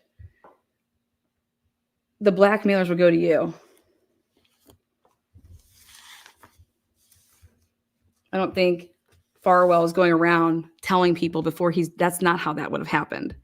It happens after the fact, but very close to that time frame. Because there's no way that, an 8th grader could read, if given the material, like it's a solving a problem. You're playing like a board game. Here's all the material. What do you think happened? I don't think 10 out of 10 8th graders would raise their hands and say that Sandra Birchmore committed suicide with the information. 8th graders. So when you want to ask yourselves, how did John Fanning and Nick Guerrero, whatever the fuck his last name is, Nick G, how did they miss it? They didn't miss it. This is not something they missed. This is something that they knew and buried it. And if you think they buried it for nothing, that is a complete lie. You'd be just drinking some weird Kool-Aid. No.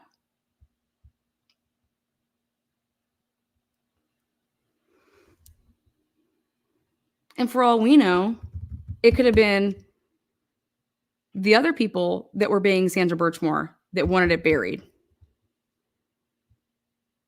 that initially brought it up. Because they know that they didn't do anything, they didn't do anything, but they know that there are activities in the past that could come up in an investigation. And so you got all these fucking shitbags. And you got people like that are, not everybody's a shitbag. But the moment that you look the other way for a shitbag, how are you not a shitbag? We're talking about murder. We're not talking about a speeding ticket. We're talking about lives.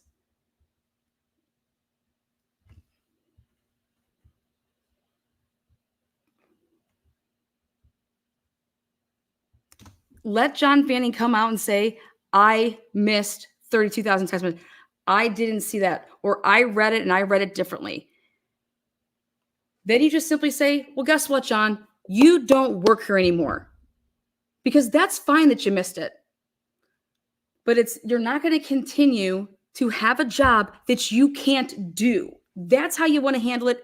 Handle it that way. But somebody at Burger King would get fired because they can't flip a burger and they keep burning the burgers. They get fired. Why can't we fire this guy who couldn't see that there was rape in front of his face? So explain how, when are we going to start asking the hard questions to the people that actually do press conferences? These fucking softball questions at press conferences need to go. Okay? ABC, take your questions and shove them up your ass. NBC, you too.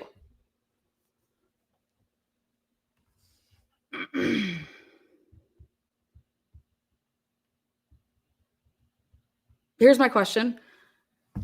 Chief, so did you ask John Fanning if he read those text messages? And after he read those text messages, what did he think happened? What was his answer?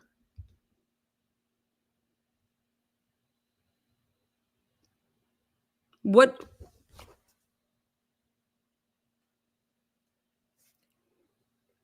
And don't let him not give you an answer. If he says, oh, that's part of the that's part of the investigation. What is part of the investigation? John Fanning's opinion on what he investigated is part of the investigation.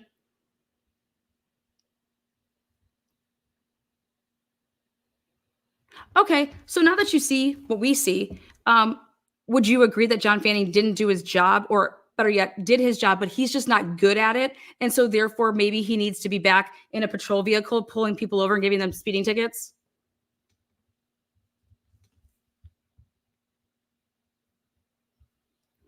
Why can't performance be a reason that you are demoted?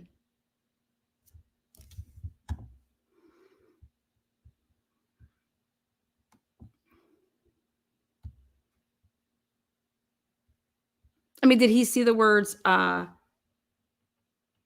took her virginity April 10th, and then I married my wife in May 2013? So do you see where he's admitting to taking a 15-year-old's virginity? Can John Fanning not do math? Did he have a hard time with that aspect of it? Where were the mistakes? How did his investigation go way left and the feds go straight? When you're doing your little internal affairs investigation that you can't comment on, the police union is powerful. Yeah. We should ask ourselves why.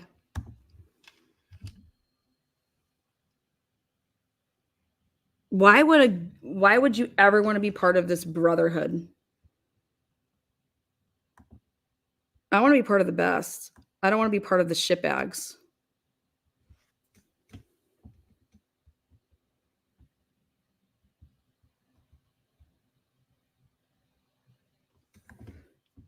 Maybe part of the shitbag community.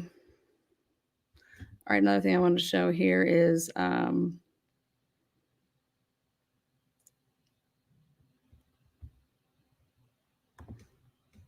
let's all boycott paying our speeding tickets. Let's go on a national, a U.S. strike, and nobody pays speeding tickets. And let's see what happens. What happens then? If everybody in the United States decided on November 1st, anybody gets a speeding ticket for the whole month of November in the state of Massachusetts, don't pay your speeding ticket. Don't pay any ticket for that matter.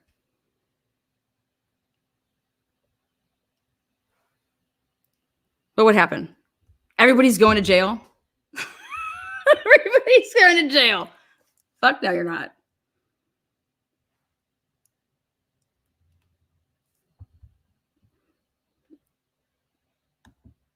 Everybody boycotts everything. Why haven't we boycotted this yet? It's not about defunding the police. That's not what this is about. We want police to get paid more, and we want higher standards of, I think we need better brains. The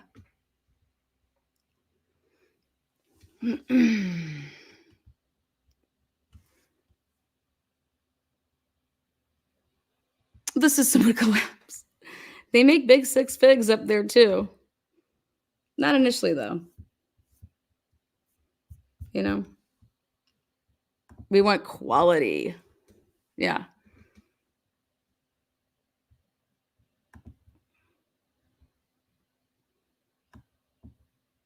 I don't know. I just think that people should get paid a pretty penny to protect us, that put themselves in front of bullets and but this type of shit, sitting at a desk being a detective, because you're not out protecting us, okay? But you're the person that has to look at a bunch of paperwork and organize reports and look at all these reports and put everything together, okay? So that type of a job is like somebody that's running a Fortune 500 company. You have to take, you're running, like you're in charge of seeing that all these reports come out and that you get the equation at the end, the answer, right?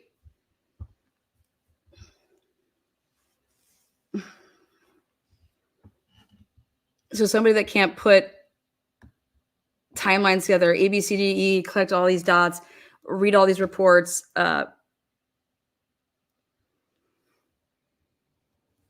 can they be a detective? How can they be a detective? You know, go back to being a patrol officer. I mean, I don't know what to say, but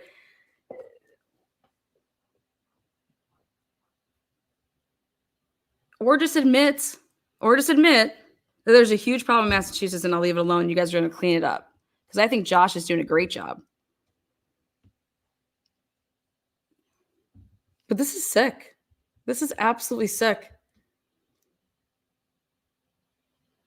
How the whole team that was the Massachusetts State Police that did the investigation into this girl's suicide is not on suspended pay, leave, whatever right now. How the fuck is that possible? They're out there working today. The people that were, you want them coming to your aid? You want them working on your case? You want them working on, I mean, are you kidding me?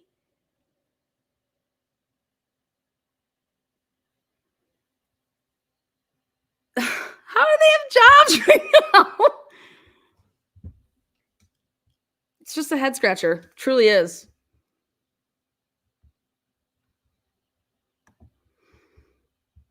Let's take a look at this. So as Banfield continues to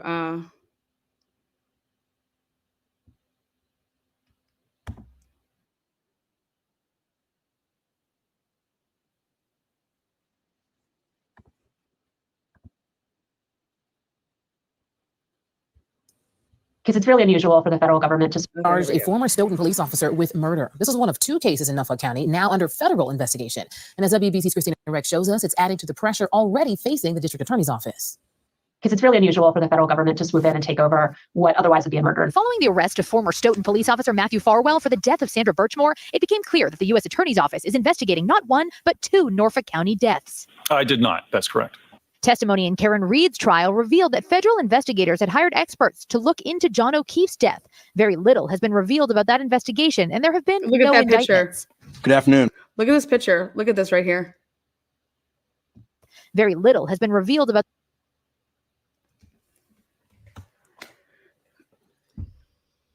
1, 2, 3. Think about how many hours had to go by, right? Because all the crime scene photos that we have. about that investigation, and there have been no indictments. Good afternoon. And this week, the U.S. attorney announced murder charges in the death of Sandra Birchmore, who the state medical examiner had said died by suicide back in 2021. Both cases took place in Norfolk County with some of the same investigators. This charge should have come a long time ago. That fact had prompted protests connecting the two cases. But WBZ legal analyst Jennifer Roman says, I think it's a coincidence. I think it's an unfortunate coincidence for the Norfolk County District Attorney's Office. regardless, the cases have altered the public's perception of What does local. that even mean? I think it's a coincidence. What does that mean? Who is this person? I think that's a coincidence. What?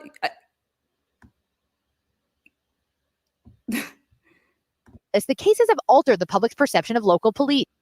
The legal analyst Jennifer Roman says, I think it's a coincidence. I think it's an unfortunate coincidence for the Norfolk County District Attorney's Office. regardless, the cases have altered. Are you fucking kidding me? This is not a coincidence. This is not an unfortunate coincidence. Are you out of your... Why do you allow people like that to come on your fucking show? To come on your news broadcast?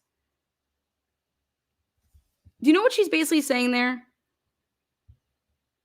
It's an unfortunate coincidence, or it's unfortunate for the district attorney's office, because this is a coincidence.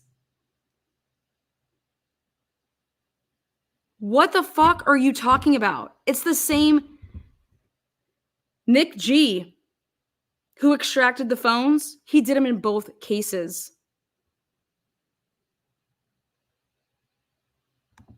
That just is unbelievable. CBS, this is what I think about your legal analyst right there. Altered the public's perception of local police. Here in Stoughton, while Matthew Farwell was arrested, two other officers are no longer police after being accused of misconduct with Sandra Birchmore too. Advocates say the wheels of justice turn too slowly. It confirms our experience about how long it takes to hold the police accountable when they violate the rights of citizens. In separate statements to WBZ, both the Norfolk County District Attorney's Office as well as the Office of the Chief Medical Examiner both said they're cooperating with this federal investigation. Now, during his press conference earlier this week, the U.S. Attorney implied that in the future, state charges could be coming too. In Stoughton, Christina Rex, WBZ News. Don't you think the DA should have to come out and make a statement about why you chose not to indict Matthew Farwell for the murder of Sandra Birchmore?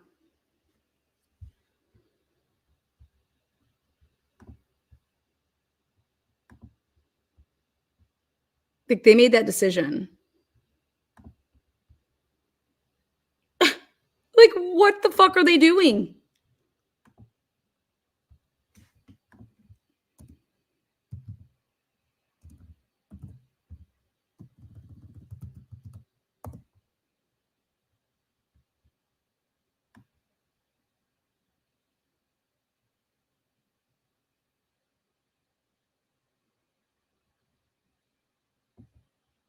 Okay. So this is a month ago. Police chief saying a lengthy investigation found 3 former officers had an inappropriate sexual relationship with Birchmore. This is before the arrest. His relationship starting when Birchmore was underage. The Boston Globe reporting last month, Birchmore's family hired a prominent forensic pathologist who concluded her death was a homicide. That is significant, extremely significant. Now lawyers representing the officers suing the Attorney General's office, asking it to release files as it prepares to fight a civil wrongful death suit. Hold on. Investigation into Birchmore's death. There is an ongoing investigation. It continues to be very active. Birchmore died in February 2020. New details about the investigation into the death of Sandra Birchmore. She's the young woman who was allegedly groomed by 3 Stoughton police officers. Her death was ruled a suicide, but her estate filed a wrongful death lawsuit. NBC 10's Eli Rosenberg live in Dedham after attending the civil hearing in Birchmore's case. Eli, what did you learn? Yeah, this was a civil hearing tied to the wrongful death lawsuit filed by Sandra Birchmore's estate against those 3 officers and the town of Stoughton. But within that civil hearing, new details about the criminal investigation also playing out.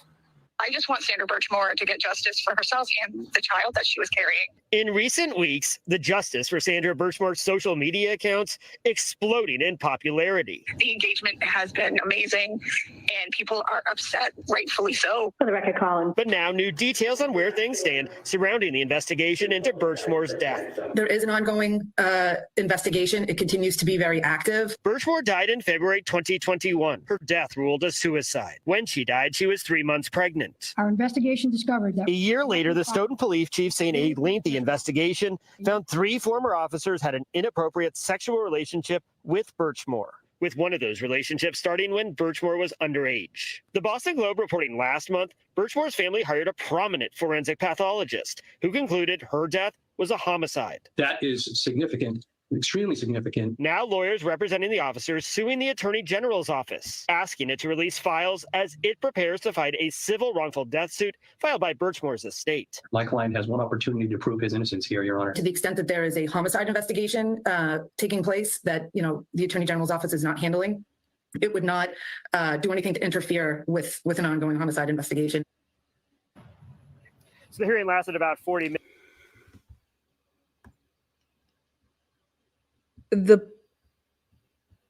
The police officer's attorney wants discovery from the criminal investigation. Wrongful death suit filed by Birchmore's estate. My client has one opportunity to prove his innocence here, Your Honor. To the extent that there is a homicide investigation taking place that, the Attorney General's office is not handling, it would not do anything to interfere with an ongoing homicide investigation. So the hearing lasted about 40 minutes, no ruling. Instead, the judge asked the Attorney General's office to provide some more details about the different documents it has, the judge giving the AG's office 30 days to do so. That's why they arrested him. What the fuck date is this?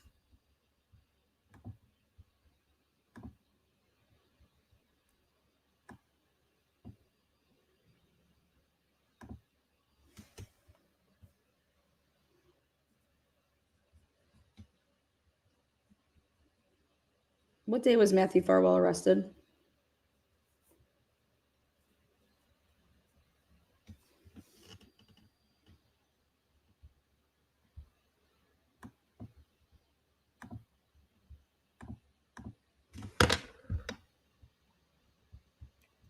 I want to show you guys something else. 8/27. Holy shit. Yep.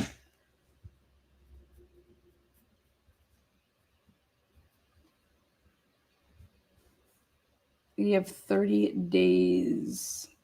And they knew that if they're going to be turning all of this stuff over, it's going to show their hand. Holy shit. Damn. There you have it, folks. Holy shit. Oh my God. They got their fucking own client arrested. Oh my God. That's why you go back and you check the dates. Holy shit. God, where's this Zoom? Where's this whole hearing? Does anybody have this hearing? Now lawyers representing the From that, does anybody have this whole hearing? It's got to be out there.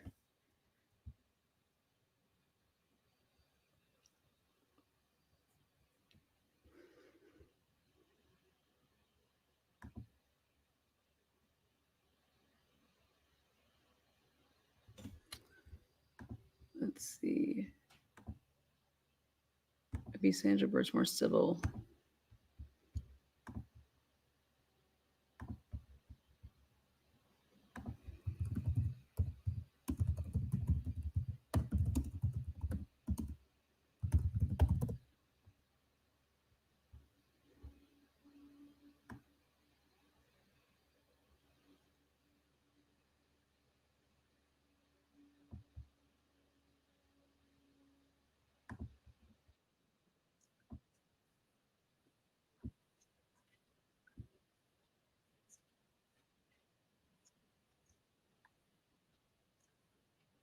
her death in 2021. Investigative reporter Ted Daniel attended a virtual hearing for Farwell today. Ted, he lost his certification last year. Yeah, Carrie, a certification is required to work as a police officer in Massachusetts, and William Farwell is fighting to get his reinstated. During a status hearing today, Farwell's lawyer argued that Sandra Birchmore's identity and history with the Stoughton police should be kept out of his proceedings. Sandra Birchmore was pregnant when she was found dead in her Canton apartment in February of 2021. The state medical examiner ruled her death a suicide, but a forensic pathologist hired by her family says she was strangled in a homicide. Birchmore participated in a youth program at the Stoughton Police Department. William Farwell is one of 3 former Stoughton officers accused of having an inappropriate relationship with her. Farwell's lawyer claims the allegations William Farwell faces in relation to losing his police certificate are not related to Birchmore's death, nor her involvement in the Explorers program. This is not about the wrongful death of Sandra Birchmore. This is about the allegations of unprofessional conduct by William Farwell. The only reason why you would inject SB's name into this is to garner some sympathy or some rage, whatever it may be, from the commission. We have somebody who was in a position of power, William Farwell, who met this individual as an explorer and later developed a sexual relationship with with that individual. So the prosecuting attorney said he doesn't object to hiding Birchmore's identity, but he says the commission should have context and understand how the relationship between Birchmore and William Farwell evolved. The hearing officer will decide what gets in when the case is heard. Farwell, his twin brother Matthew, and former Stoughton Police Deputy Chief Richard Devine are all named in a wrongful death lawsuit filed by the Birchmore family. I'm investigative reporter Ted Daniel for your local station, Boston 25 News. He's the only one worth a damn.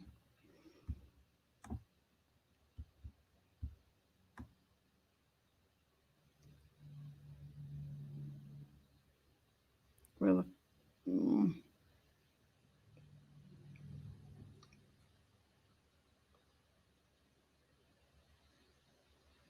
1 year ago. 3 former Stoughton police officers are accused of having an inappropriate relationship with a woman beginning when she was a teenager. And police in Abington just placed an officer on leave, sources say, in connection with this case. WBZ's Beth Germano shows us how the Stoughton police chief is trying to keep those officers from ever working again. I stand before you today as a civil servant who is heartbroken. Stoughton Police Chief Donna McNamara vowing transparency as she details how 3 officers are accused of abusing their positions of authority to carry out an inappropriate sexual relationship with a young woman for several years. Through a sustained and deliberate combination of lies, deceit, and treachery. The now former officers are William Farwell, pictured here, and his brother Matthew, who they say first met the young woman when she was 13 in a Police Explorers program. Also accused, former Deputy Chief Robert Devine, all allegedly preying upon a vulnerable teen who looked up to officers. The admiration led her to form relationships with men who were willing to take advantage of her. Good morning. At age 27, investigators say Matthew Farwell began the relationship with the young woman who was then 15. Texts. What did she say right there? Take advantage of her. At age 27, investigators say Matthew Farwell began the relationship with the young woman who was then 15. Texts and explicit exchanges were shared while on duty. Investigators say when he broke off the relationship in February of 2021 when she was 23, she died days later, the medical examiner determining it was suicide and she was pregnant. These men violated their oaths and they are unfit to serve as police officers. The district attorney says without victim testimony, charges are unlikely, saying in a statement, the investigation to date. This was a year ago, you guys. This was a fucking year ago. Inappropriate relationships. The investigation to date has not developed a prosecutable statutory rape case against any individual. How is this man so fucking... Oh my God, how has he not resigned?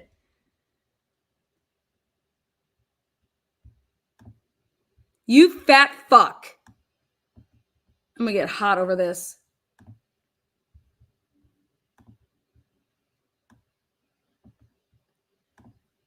September 23rd, 2022. What?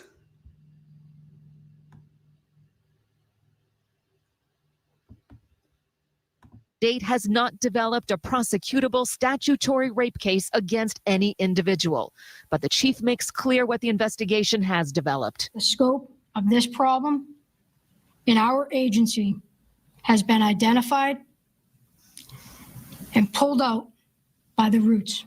The chief has moved to have the officers immediately decertified so they never serve in another department. In Stoughton, I'm Beth Germano, WBZ News. Wait a second. So, see how they know about the text messages? So, where do they show the texting at? Right here. Listen to this part.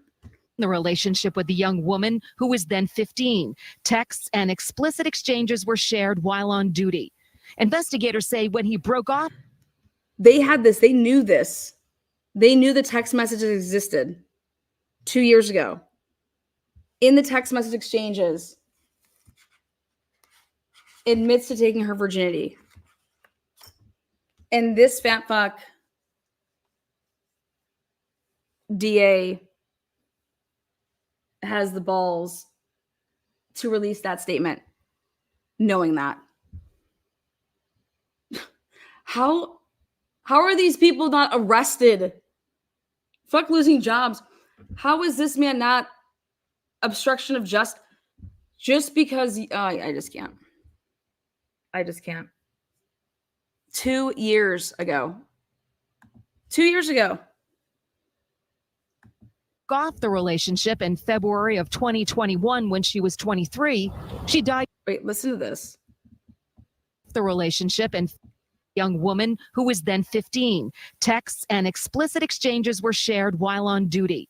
Investigators say when he broke off the relationship in February of 2021 when she was 23, she died days later. Listen to that. Listen to that. Do you guys understand? She died on February 1st. Okay. So he's saying he broke off the relationship in February and saying that she died days later. That's why they're putting in here in this probable cause. They're going down. Hell yeah. Because they tried to hide the day that the day they thought that she was killed, or the day that she committed the suicide.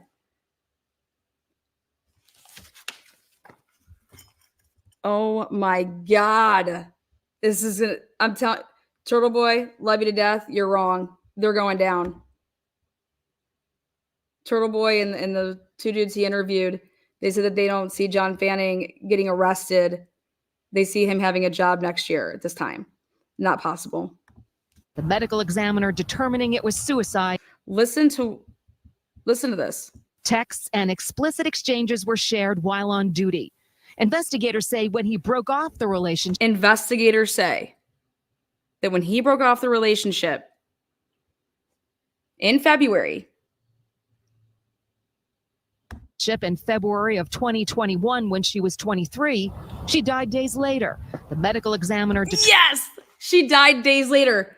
That's what investigators were saying. They had the balls to come out and say that shit. Like, you can't fuck with me. Give me, I will find whatever you need. Okay. Boom. There it is. They were trying to say that her death was on like February 4th, February 3rd, the day they found her. Days later. Stupid fucks. Keep running your mouth. Let's go find some more. Bye-bye. Gone. Yep. Can't say days later if she dies on the freaking 1st. Yep, exactly. Make a little clip of that. The other one I wanted to hear was Lana, it's on video. What's on video? Josie, send me in an email what you want me to play, and I'll play it. That's the best way to do it. Fuck yeah, Lana.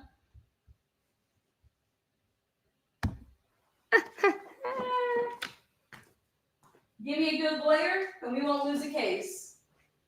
I don't need the best lawyer. I just need one with a fucking pulse, one that's past the bar, and one that's got a little bit of mustard. Because I want to go up in a flame of glory. So as Turtleboy talks about getting hard, let's talk about getting wet. I was dead yesterday. He's like, this shit gets me hard. Now that shit gets me wet. Oh God, that's beautiful. I said if me and Turtleboy did a live together, bring the popcorn, bring the alcohol, and bring the best clips.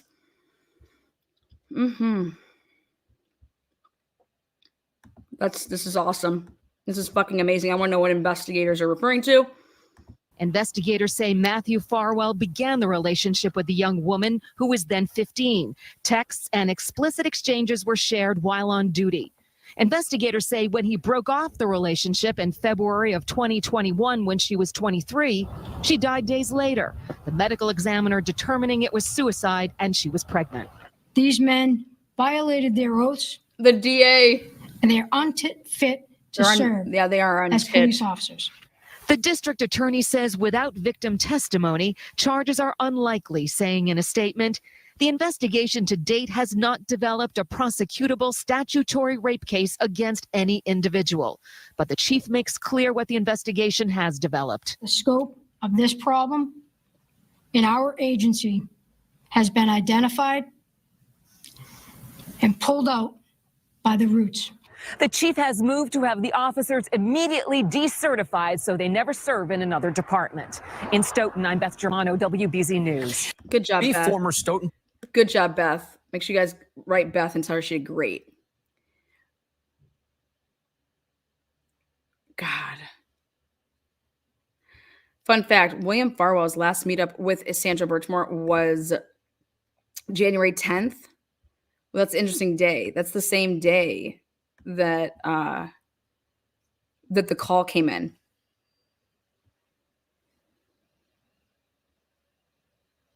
When I say the call, on January 10th, the friend.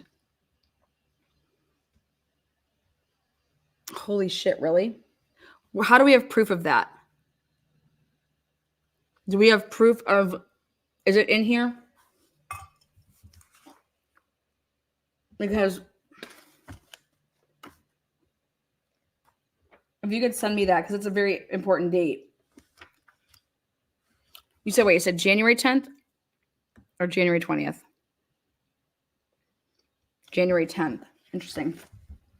Back up. Well, he's definitely not the baby daddy. She's pregnant by. Okay.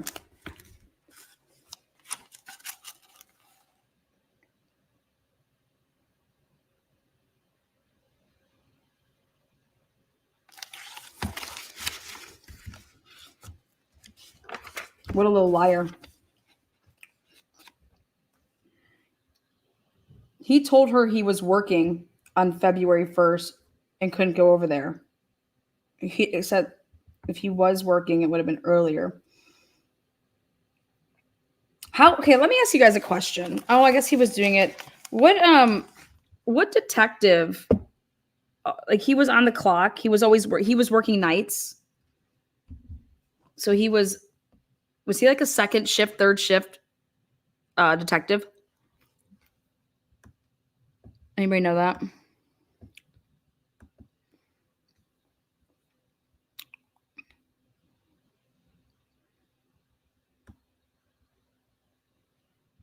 Yeah, William is the brother. He moved. He's not living in the state anymore. He should move to Florida, protect his assets. They're all going down in fucking flame. They're not smart enough. They didn't put any of their money or any of their assets in trust, guarantee you. And they would have had to do it like way before.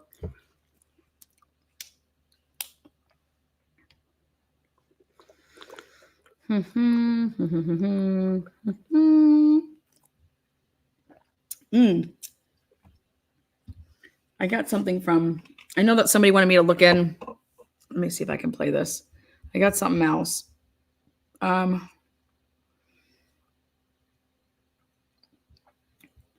Stop telling people how to crime better, Lana. I know. Okay, here. Here's a good one. Who are the missing people? Okay, let's check this out. Let's look up the missing people from the area. Watch what we're about to do. You guys really want to see some crazy shit? www.google.com. Let's go to North. That's fine. Missing people database in Norfolk County, Massachusetts.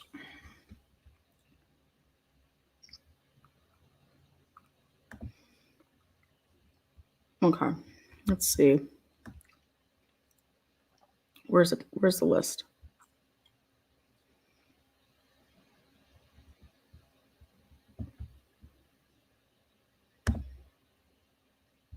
We can access the search. I don't want to search.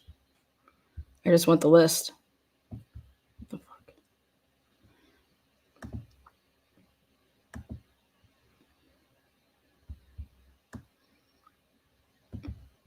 Hold on, guys. I'm going to share the screen just a second.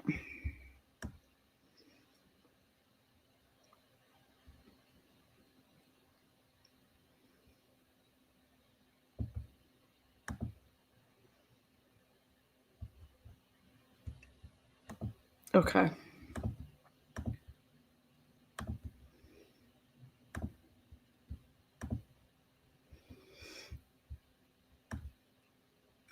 All right, so we're going to go to 2020. Let's go to 2021.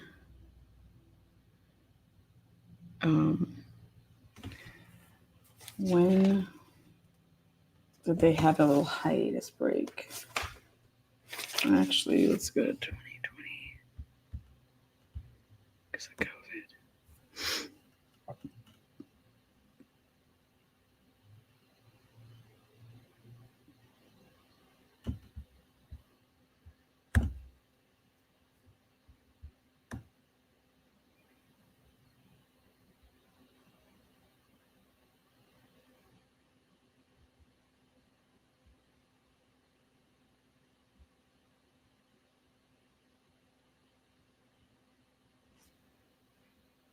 That's not what we want. God damn it. Hold on one second. Lana Reed. Oh, did you send me it? I have been trying to get Lana's attention for days, weeks too. Did you email me, hon? Which as the last night arrested? What is it?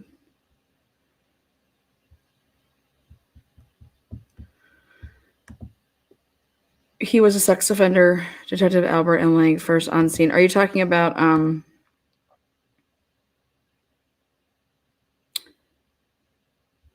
here, honey, just the mind challenge at Gmail. Okay. That's my email, hon. Yes, I want to show you guys what we're going to do here. Anybody that has this type of a problem, okay, we're talking about this guy's got some problems. So let's see who's missing. Let's see who the people that are missing that come up in that area and when they went missing.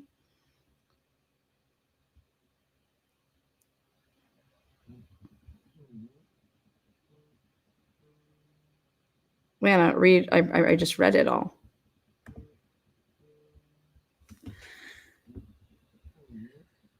Oh God, my phone. So I want to pull this up though. Where were we? Read up. How far up? Microdots has behind the scenes knowledge and has given us snippets of what's coming.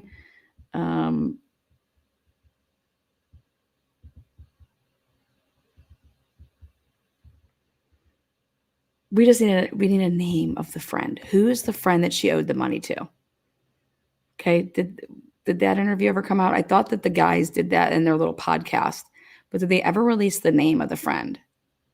that said that Sandra Birchmore owed her $240.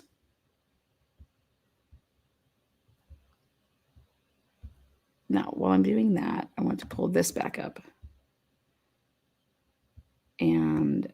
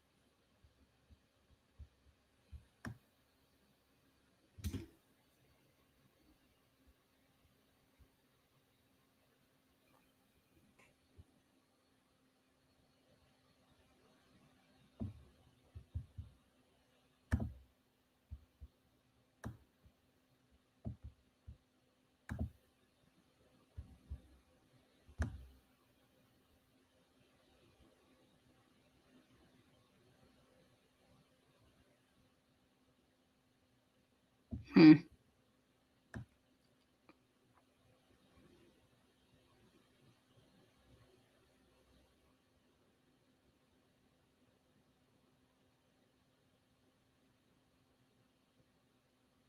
you guys know that 99% of the missing youth were found alive? 99% of missing youth are found alive in 2022.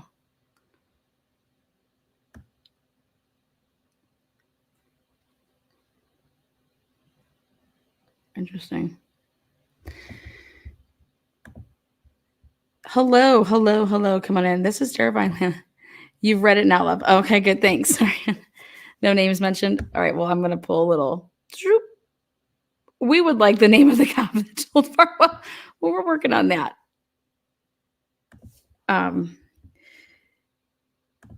We want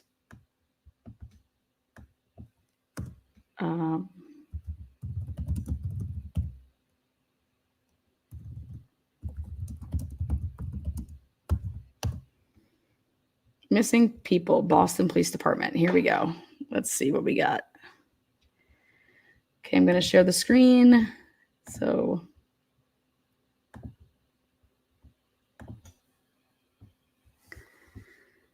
let's take a look. August 30th. No, which we want the dates here.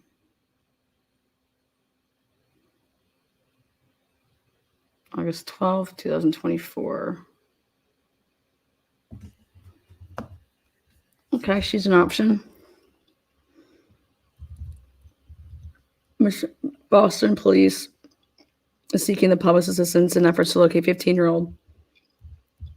She was last seen about 2:30 p.m. on Friday, July 26, 2024.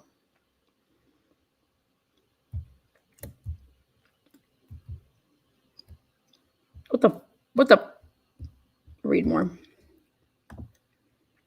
Well, not of his. Where do they have like the whole freaking list? What the heck's going on around here?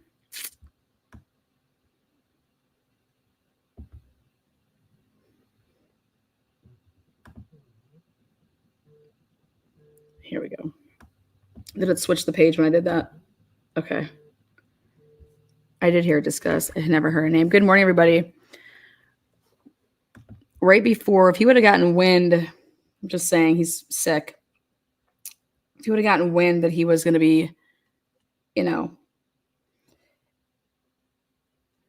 15-year-old. Is this Dorchester? What was that other one? She looks just like the other girl. Okay. Been sending stuff to Shanti after sending you stuff without any luck. Let me know if you get this. I got your email. Let me take a look, girl. Okay. Mark, what do you make of this case? This, in a bizarre and unfortunate way, does not surprise me. You may remember, Elizabeth, because you were covering it in the Karen Reed case. The AJ, Alan Jackson, who was defending Karen Reed, had a wealth of federal material. In fact, two of their witnesses they called in the defense case were related to the Department of Justice. And it always struck me as very peculiar. Why were the feds so intimately involved in the Karen Reed case? This explains everything. If I could connect some purely speculative dots here, it's apparent to me that the feds believed in the Karen Reed case, based on the testimony in the defense case, that the police had set that up, had basically framed her. You now have another case out of that same jurisdiction where they have now formally indicted a police officer, ex-police officer, or soon-to-be ex-police officer, for a homicide in connection and basically setting it up to look like a suicide. It is not far-fetched in the least to believe that the next proverbial shoe to drop, is the feds then saying we're also going to file in the Karen Reed case, because I think that they've now got obviously wiretaps. They've obviously got somebody who is cooperating, and they're going to probably take over that police department at some time very soon. So just so our audience is clear, in both of these cases, the FBI conducted an investigation. In the Farwell case, we know with the woman, the young woman who was pregnant, we know in that case it resulted in charges. In the Karen Reed case, the feds have never revealed what they found in their investigation. Why not? Well, they have. This is why I say it was interesting. All of that defense case, a lot of what Alan Jackson was doing during the state prosecutor's case in chief was he had access, because under Brady, they had to turn it over, meaning the Supreme Court case that says if you have something exculpatory, you must turn it over. He had access to all kinds of Department of Justice material. That led me to believe the Department of Justice was more than just casually involved here. And if they were letting that case go to trial, they wanted to see how it unfolded. They saw how it unfolded. It was astonishing to me, 3,000 miles away, just watching it as a casual observer. This, however, really explains what is going on. I think the Department of Justice knows exactly what's happening here, and they've done an investigation such that they feel confident enough to bring charges. And remember, in the Karen Reed case, we had text messages of the police officers investigating the murder of Officer O'Keefe that were, sexist and misogynistic and disgusting toward Karen Reed. We also had a weird Google search. Karen Reed has always maintained that she was driving drunk that night. What? And that she left O'Keefe. Wait a second. At another officer's home, and somebody in that office. Wait a second. When has Karen Reed said that she was driving drunk? She just said, I was driving drunk. I've never heard Karen Reed say that she was driving drunk. I'm just saying. This is wild. The fuck are they talking about? Officer's home was Googling how long before somebody dies when left out in the cold. And that's in fact how Officer O'Keefe died, in the snowbank outside the home. And by the way, I would point this out for people who always rush to kind of accept the prosecutorial narrative. That case, the defense was mocked in a lot of quarters, not only by the judge who was presiding in the state court, but people who were observing and watching. The fact is that if you looked at that case, it's astonishing also to me that jurors hung in that case because it was apparent that this thing was staged in Karen Reed. And now we've got the imprint, if you will, of the feds saying, hey, wait a second here. This case, which was supposedly a suicide, in spite of the fact that this young lady was looking forward to the birth of the child, was not in fact a suicide, and in fact had been manipulated, and the crime scene had been manipulated. Sound familiar? It rings and resonates from what happened in Karen Reed. It's almost like they've got a playbook over there. Mark, thanks so much for watching. They got a Go to playbook over there. joinnn.com to find News Nation on your television provider. And don't forget to click the red subscribe button below to Okay. All right. So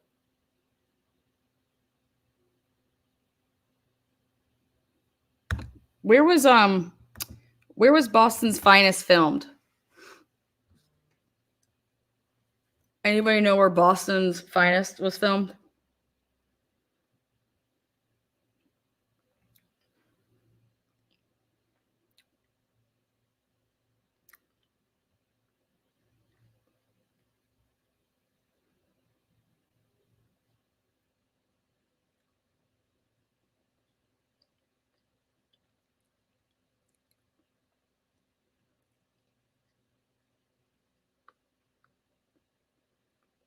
Oh, wait, here we go.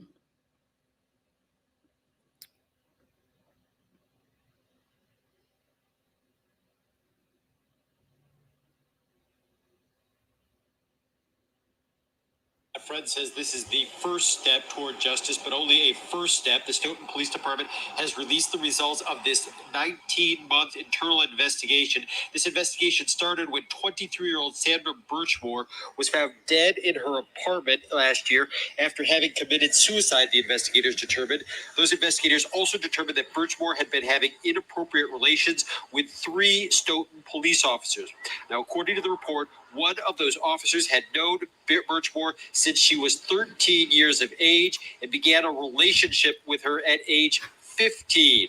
A friend of Birchmore tells News Center 5 that she had a troubled family life and turned to law enforcement looking for people she could trust. These men knew who they were dealing with, an innocent girl who was just looking for love and attention. And she didn't have an appropriate male figure in her life because her father wasn't in her life. So these guys became that, but they groomed her and they used that to their advantage. They used her weaknesses to Now, that friend says Birchmore was pregnant with one of the officers' baby at the time she died. All 3 officers, Matthew Farwell, his brother William Farwell, and Robert Devine, they have since left the force. They have resigned. They are not facing any charges at this point, and they did not respond to our request today for comment. The district attorney's office in Norfolk County says it has found no evidence of a crime. Now, Stoughton's investigation also turned up possible misconduct by a military recruiter and a 4th police officer. And late today, News Center 5 learned that that 4th officer is with the Abington Police Department. He is now on paid leave while his superiors begin their Who's the Abington guy? Reporting live, David. How has that been able to keep under wraps? Let's look at. I mean, a military recruiter. Sounds about right. And of course, I turned the comments off. Well, awesome. You guys, this is 2 years. 2 years. 2 years. The DA is not going to do anything. Like September 23 of 2022. All right. It is September of 2024. And here's fat fuck just sitting there saying that, no, there's no evidence of anything. We couldn't find anything. How do you get away with that? And what I mean by that is if you're not going to arrest these people, then they have to go because they aren't doing their job. They're not good.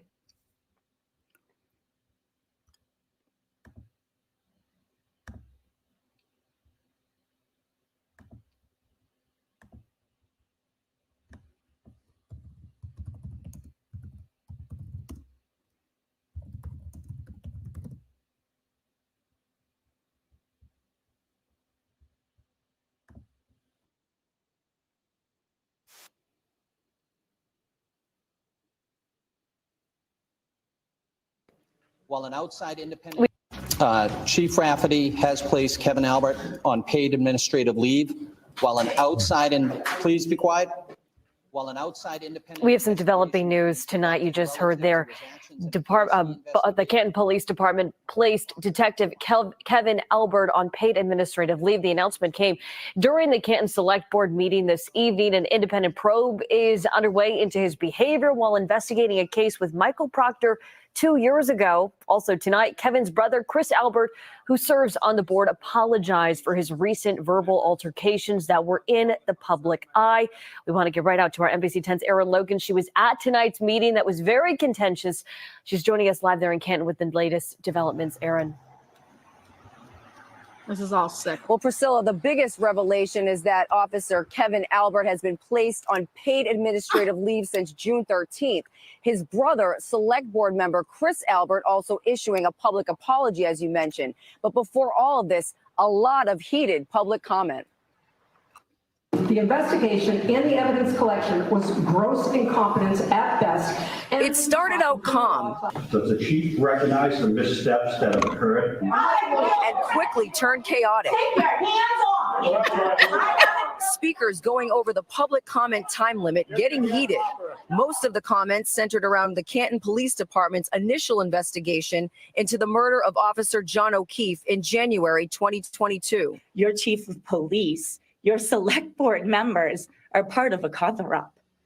And that's earth-shattering for townies. Canton resident Jen O'Donnell is pointing the finger at select board member Chris Albert. He's the brother of Brian Albert, who hosted the party that turned into the murder crime scene of Officer John O'Keefe. He's also the brother of Canton officer Kevin Albert. Some news coming out about his status. Chief Rafferty has placed Kevin Albert on paid administrative leave. The reason? Relative to his actions in a case he investigated with Michael Proctor approximately 2 years ago. That decision about Kevin Albert's status was made on June 13th. From June 10th through 12th, Massachusetts State Trooper Michael Proctor, who's now suspended without pay, testified in the Karen Reed trial. Proctor admitted to partying with Albert in July 2022, months into the Reed investigation. In court, defense attorney Alan Jackson read these texts Albert sent Proctor. It's bad! Exclamation point, exclamation point. I was hungover for sure today! Exclamation point, exclamation point. But he left his badge in your cruiser after a night of drinking. Isn't that right? Yes. Back at the select board meeting, an apology from member Chris Albert over his 2 verbal altercations in public. With He referenced the stress and anxiety his family has experienced over the last 16 months. What a liar. The interactions were inappropriate, and as an elected official, I am held to a higher standard.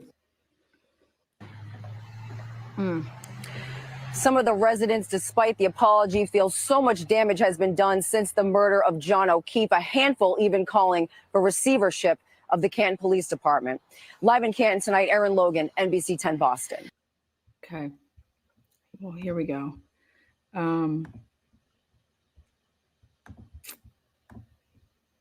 One more thing.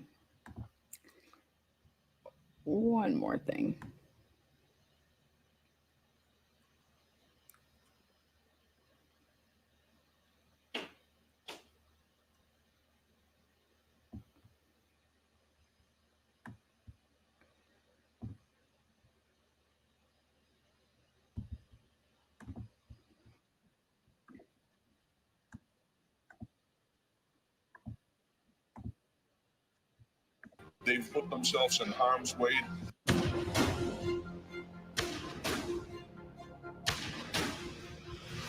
The sacrifice. They've put themselves in harm's way. Please, we have a warrant. The danger. Moving right there. The bravery. You have to be prepared, be ready. You don't know what's coming. Forged by a brotherhood. We take a bullet for everyone here. Gun!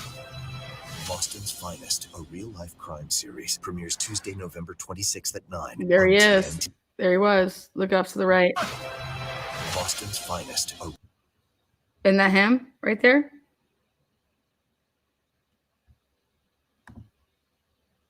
What a sicko.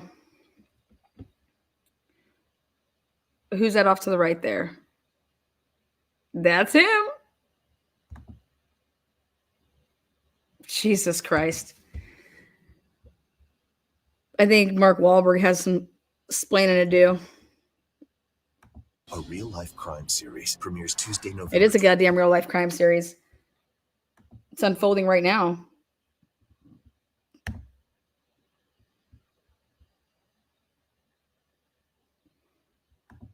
So sick, man.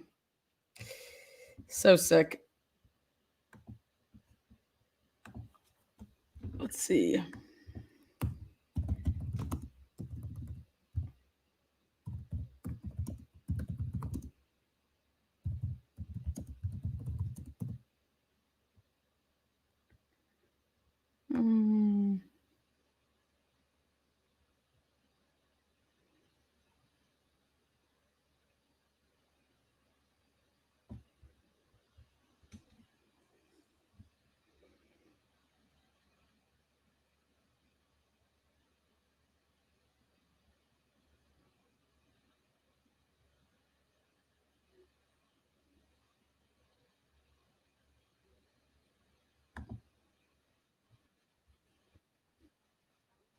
Okay. Let's see.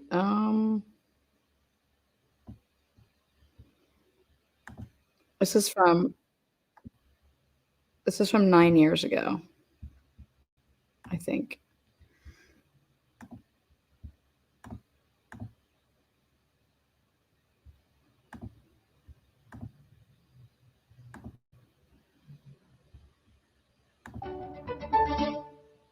At this point, the commissioner says he finds the video very disturbing and the sergeant needs a little remedial training and needs to show more respect.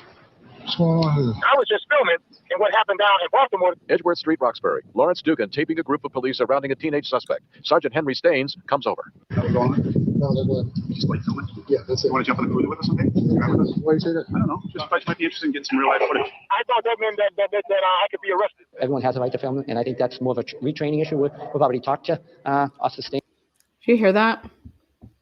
You want to jump in the cruiser with us, okay? Why do you say that? Down in Baltimore. Edgeworth Street, Roxbury. Lawrence Dugan taping a group of police surrounding a teenage suspect. Sergeant Henry Staines comes over. How's it going? No, they're good. See, he had a bald head. They all got bald heads. Look at this guy walk over. Lawrence Dugan taping a group of Bottom police corner. surrounding a teenage suspect. Sergeant Henry Staines comes over. How's it going? Right there, look at. I'm telling you, it's something like you got to shave your head to get into this group. You got to shave your head to get into this group, man.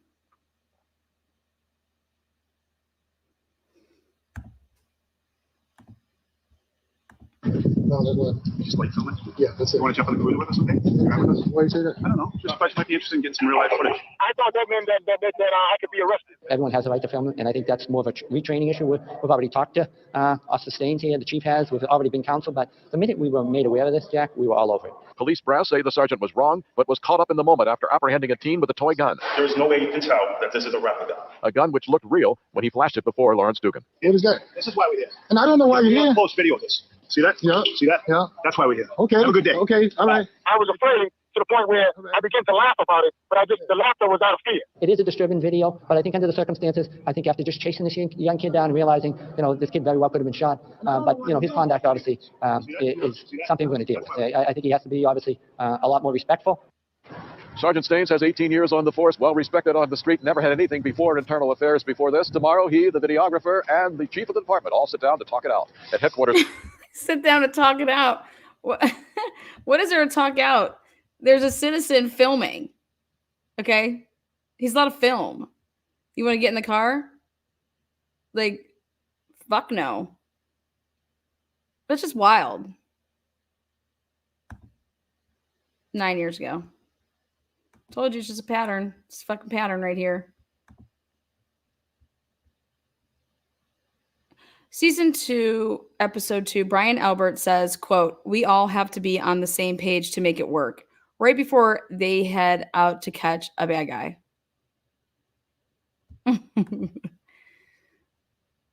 Yes, did you guys hear that about the Yes, yes, I posted that. Yes, he just works from home. He works from home. I mean, there's a couple places right now you could pay me to live. Massachusetts is one of them. Indiana's the other one right now. Oh, I'll only visit Idaho with bodyguards. All right, so what do you guys think? Tell me. I'm going to close it out here. The last 10 minutes Q&A. Whatever you want to say, I'll highlight it. Consider thumbing up the video. But we got to get, I'll do my part. I'll be vocal. Yeah, I'm sure people might not like my language at times. But you know what? I don't like the behavior at all times. So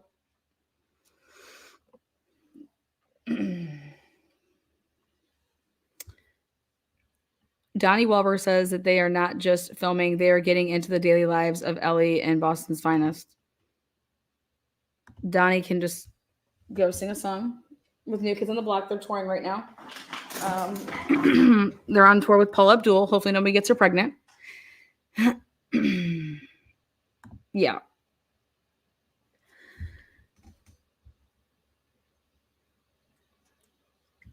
You guys, for me, obviously the action,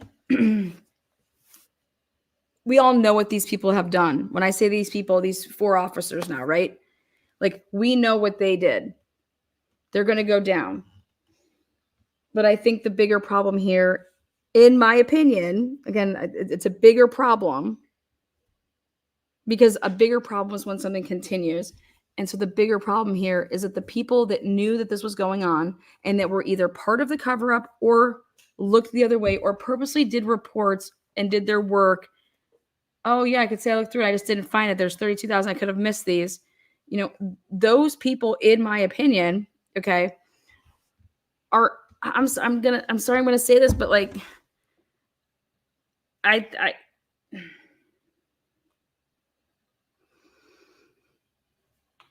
those people are allowing more victims to be had.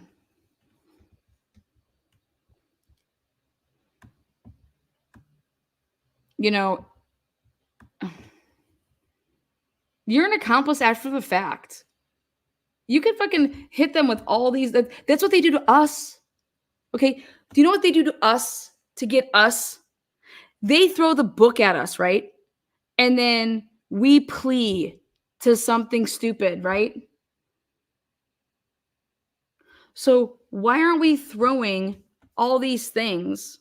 Because why don't they do what they do to us, which is once you get labeled and once you have a reputation, you're over. So throw the book at them, give them all these charges like you would do to us. And as a police officer, once this is out in the world, they ain't getting rehired. You know? Just like they could do to us and ruin our careers by throwing the book at us and then pleading out. But to sit here and say that for 2 years this went on, when I say went on, they were all being watched for 2 years, but it was off of the other behavior. I think that they got in the Sandra Birchmore case before they got in the Karen Reed case. You guys all know that, right? And if you don't believe that, y'all are wild. That's what I'll disagree with Turtleboy as well. Like, the feds didn't come in town because of Karen Reed. The feds came to town with this area because of Sandra Birchmore. And that's 100%. I will say that till I'm blue in the face. Because that's the timeline. Okay.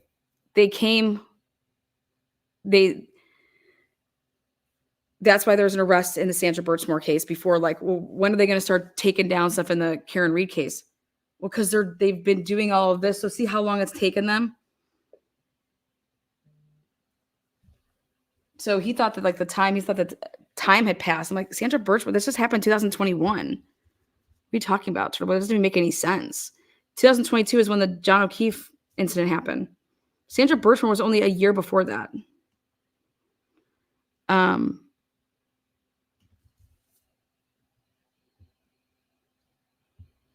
There ain't no statute of limitations on murder. And there shouldn't be any statute of limitations on rape. They came to town because of Morrissey. Birchmore is only part of their investigation, as is O'Keefe. Well, that's your opinion there.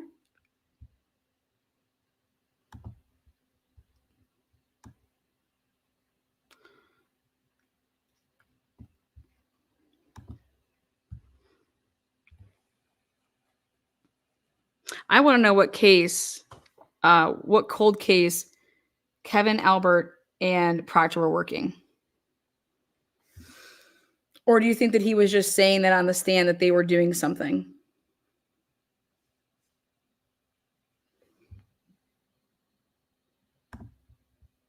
If anybody knows or anybody We can look up some cold cases down in the, it was in the Cape, right? Does anybody know what cold cases that could be possibly working? They could have possibly been working.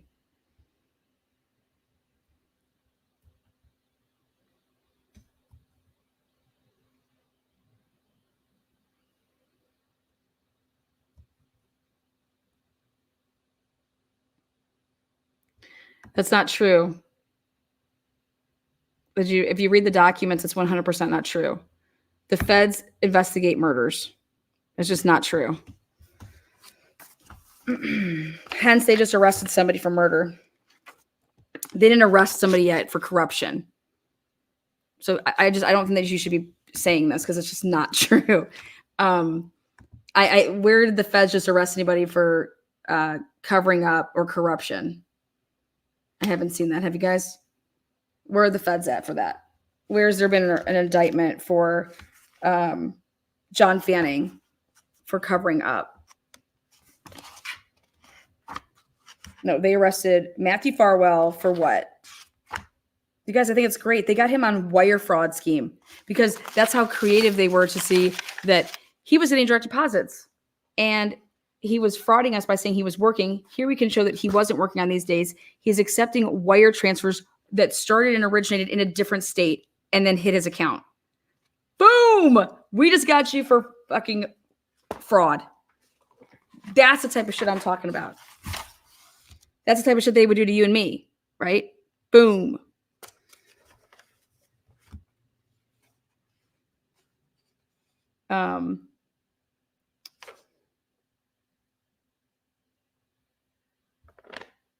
This indictment. This indictment's all about murder. So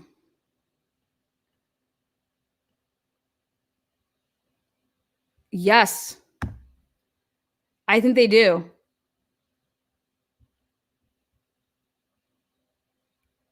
I think they do.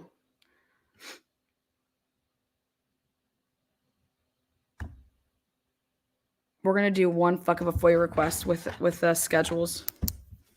We're going to see these schedules and who's overlap on the days that are listed in this. I wonder if they'll give us that information. All right, I got to work on a FOIA request.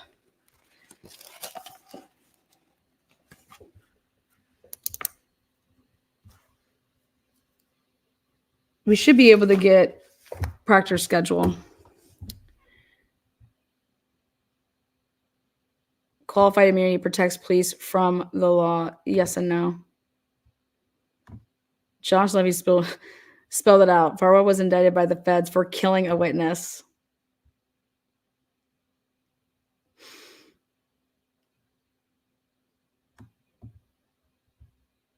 Yep. You know it's interesting. No, there's no way.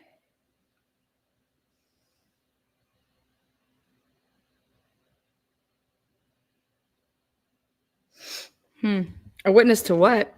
She was the witness. She's her own witness. She was about to tell on him. There's tons of different like that. They're using that. So she was. If she was going to go report him, she's the witness. And you know what's amazing is if we truly think about that. Now go back to what Morrissey said and said that the victim couldn't testify, so therefore they couldn't get him. Oh my God, that's how they're going to get him. Holy shit, dude. I think he's going to go down.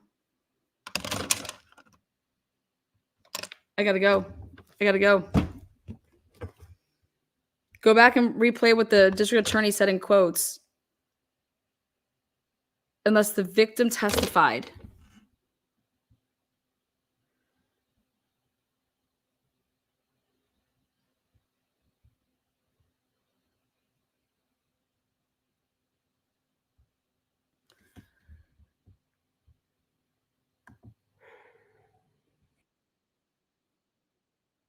We'll be back.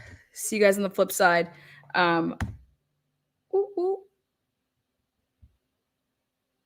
you like that. Peace out, guys. You guys rock. Hit the thumbs up on your way out. This is wrong. This is crazy.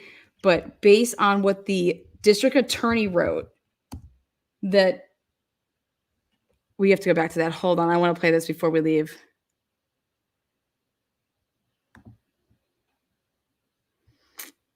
Come on.